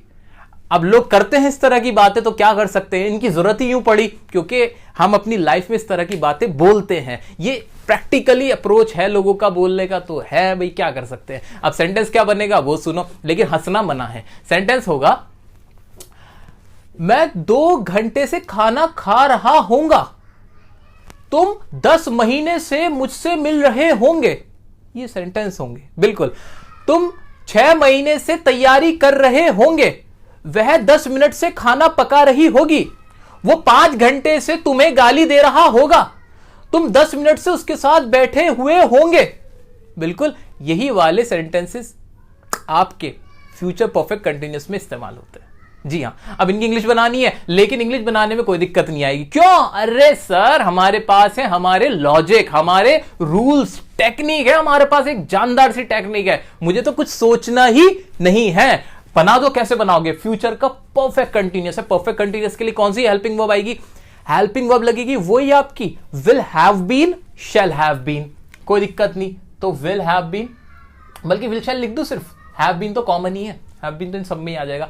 और अब ये बताओ वर्ब की कौन सी फॉर्म आएगी? मेन वर्ब की फॉर्म वही वाली आईएनजी। काम चल रहा है, धक धक करने लगा दिल, ये यहां पे हार्ट बीट, ये कह रहा मुझे यहां लगा दो, ये कह रहा मुझे यहां लगा दो, लगा देंगे भाई, लगा देंगे, कोई दिक्कत नहीं है। ये हमारा क्या है, कंटिन्यूटी को दिखा रहा है, इसलिए हम लगा देंगे यहां पे मेन वर्ब की फर्स्ट फॉर्म प्लस आईएनजी। अब बनाते हैं इसका स्ट्रक्चर, जरा देखो, बहुत लंबा सा स्ट्रक्चर है, घबराने की जरूरत नहीं है, आप खुद बनाओगे। स्ट्रक्चर दिखने में लग रहा है, लेकिन सिर्फ आप और मैं जानते हैं कि इसके पीछे की कहानी है क्या असल में। अरे सब्जेक्ट रखा, हेल्पिंग वर्ब रखी, विल शैल हैव बीन सबके साथ आ गई, आएगा ही, कोई दिक्कत नहीं। मेनू की फर्स्ट फॉर्म आईएनजी लगाई, लगा दी, उसके बाद ऑब्जेक्ट और वही सिंस फोर, वही जो अभी प्रेजेंट टेंस में पास्ट टेंस में पढ़ा था ना, present perfect continuous, past perfect continuous, same to same future perfect continuous, सिर्फ टाइम ही तो बदला है। ठीक है, अब इसके कुछ एग्जांपल कराओ ना, करो आप बताओ। वह 2 घंटे से खाना खा रही होगी, बहुत खाना खाती है। इसके सेंटेंस की इंग्लिश क्या बन जाएगी? इसकी बन जाएगी she will have been eating the food for 2 hours. वह 10 साल से पेरिस में रह रहा होगा, तो इसकी क्या इंग्लिश बनेगी? He will have been living in Paris for 10 years. ऐसे ही वह 10 जनवरी से बर्थडे मना रहा होगा, तो इसकी हो जाएगी he will have been celebrating the birthday since 26 January या 10 जनवरी, जो भी तारीख होगी वो आ जाएगी। ठीक है, अच्छा इसके नेगेटिव की तरफ बढ़ते हैं। नेगेटिव में थोड़ा सा ना एक ये चेंज है, इसको देख लेना। क्या कि सब्जेक्ट रखोगे, विल शैल लगा दोगे, अब उसके बीच में नॉट लगाओगे, फिर हैव आएगा, नॉट हैव और फिर बीन, मेन की first form plus ING plus object plus since या फोर। तो हल्का सा इसका स्ट्रक्चरल एक चेंज है, वो आपको देखना है, बाकी कुछ इतना खास के अंदर है नहीं। सेंटेंस बन जाएंगे जैसे मैं 2 दिन से आपको नहीं पढ़ा रहा होऊंगा, बनाओ इसकी इंग्लिश बनेगी I will not have been teaching you for 2 days। ऐसे ही हम 10 दिन से दिल्ली नहीं जा रहे होंगे, will not have been going to Delhi for 10 days। बनाते जाओ, लेकिन सच्ची बताऊं तो मैं तो इस्तेमाल करता नहीं, मुझे नहीं आदत इतने लंबे लंबे सेंटेंसेस की। हम तो छोटे से आदमी, छोटी सी बात करने वाले लोग, कम में खुश। आ जाओ जी इंटरोगेटिव पे। इंटरोगेटिव में क्या होगा? सब्जेक्ट हेल्पिंग वर्ब आएगी, पहले विल शैल आया, सब्जेक्ट आया, वही हैव बीन आएगा अपना, मेन की first form plus ING plus object plus since या फोर। इसके एग्जाम्पल भी वही होंगे हमारे। क्या तुम 10 साल से दिल्ली में रह रहे होंगे? सेंटेंस तो ऐसे ही बनेगा। इसकी इंग्लिश क्या हो जाएगी? Will you have been living in Delhi for 10 years। और बाकी सेंटेंस आप सर खुद बनाना। डबल इंट्रोगेटिव ना इसका मैंने बताया ना इसका, क्योंकि मुझे अब लग रहा है कि आप इतने इंटेलिजेंट हो चुके हो। मेरा टारगेट, हमारा टारगेट पूरा हो चुका है कि अब आपको टेंस आ चुके हैं। अब तो आप मुझे गलत साबित मत करना। आप मेरे यकीन को, विश्वास को सच्चाई में तब बदलोगे जब मेरे को लगेगा कि हाँ आपको ये अब समझ में आ चुके हैं और आप खुद से डबल इंट्रोगेटिव सेंटेंस बना के दिखाओगे। तो मैं इस उम्मीद के साथ आपको छोड़ जाता हूं डबल इंट्रोगेटिव के होमवर्क के साथ। मेरे साथ इस वीडियो के में एंड तक बने रहने के लिए आपका बहुत बहुत बहुत बहुत शुक्रिया। तो दोस्तों, ये थी हमारी कोशिश आपको टेंसेस सिखाने की। पूरी एक कंप्लीट वीडियो बनाई हमने आपकी डिमांड पर। इसमें बहुत हमारी मेहनत लगी, बहुत ज्यादा मेहनत लगी। और जी हाँ, आप जानते नहीं है हमने इसमें कितने एफर्ट्स करके आपके लिए इसे कंपाइल किया है। और किसी तरह हमारी ये कोशिश है कि अब आपके अंदर ये चेंज आ जाए, अब आपका एक नजरिया बदल जाए, आपकी लाइफ चेंज हो जाए ये वीडियो देखने के बाद। अब आपको भी कंजूसी नहीं करनी है। वीडियो को प्लीज शेयर करें, लाइक और कमेंट करें, जो भी आप कहना चाहते हो। आपका फीडबैक हमारे लिए बहुत इंपॉर्टेंट होता है। अच्छा, दूसरी बात, अभी आपको एक होमवर्क दिया जा रहा है। होमवर्क तो पूरा नहीं दे सकते, इतनी बड़ी वीडियो का बहुत सारा होमवर्क होता है। कुछ मैं आप सेंटेंसेस मैंने आपको इसमें देने की कोशिश की है, जिसको आप आंसर करके जरूर बताएं। ये मिक्स सेंटेंसेस हैं और आप इनका आंसर करके बताएं। बाकी प्रैक्टिस के लिए क्या करना है वो सुने। प्रैक्टिस के लिए आपके पास कोई भी इंग्लिश की XYZ बुक रखी हुई है, उस बुक को आप उसमें से जो भी आपसे सेंटेंस पूछे गए हैं उनको बनाएं, उनको ट्रांसलेट करें। बाकी इंग्लिश के न्यूज़पेपर्स आते हैं, उसमें सारे टेंसेस ही तो होते हैं, उनको आप पढ़ें, समझने की कोशिश करें। आपको डेफिनेटली अब आंसर्स मिलेंगे। आपका अब जो चीजें मुश्किल लगती थी वो आसान हो जाएंगी। तो ये थी हमारी वीडियो आपके लिए। Thank you.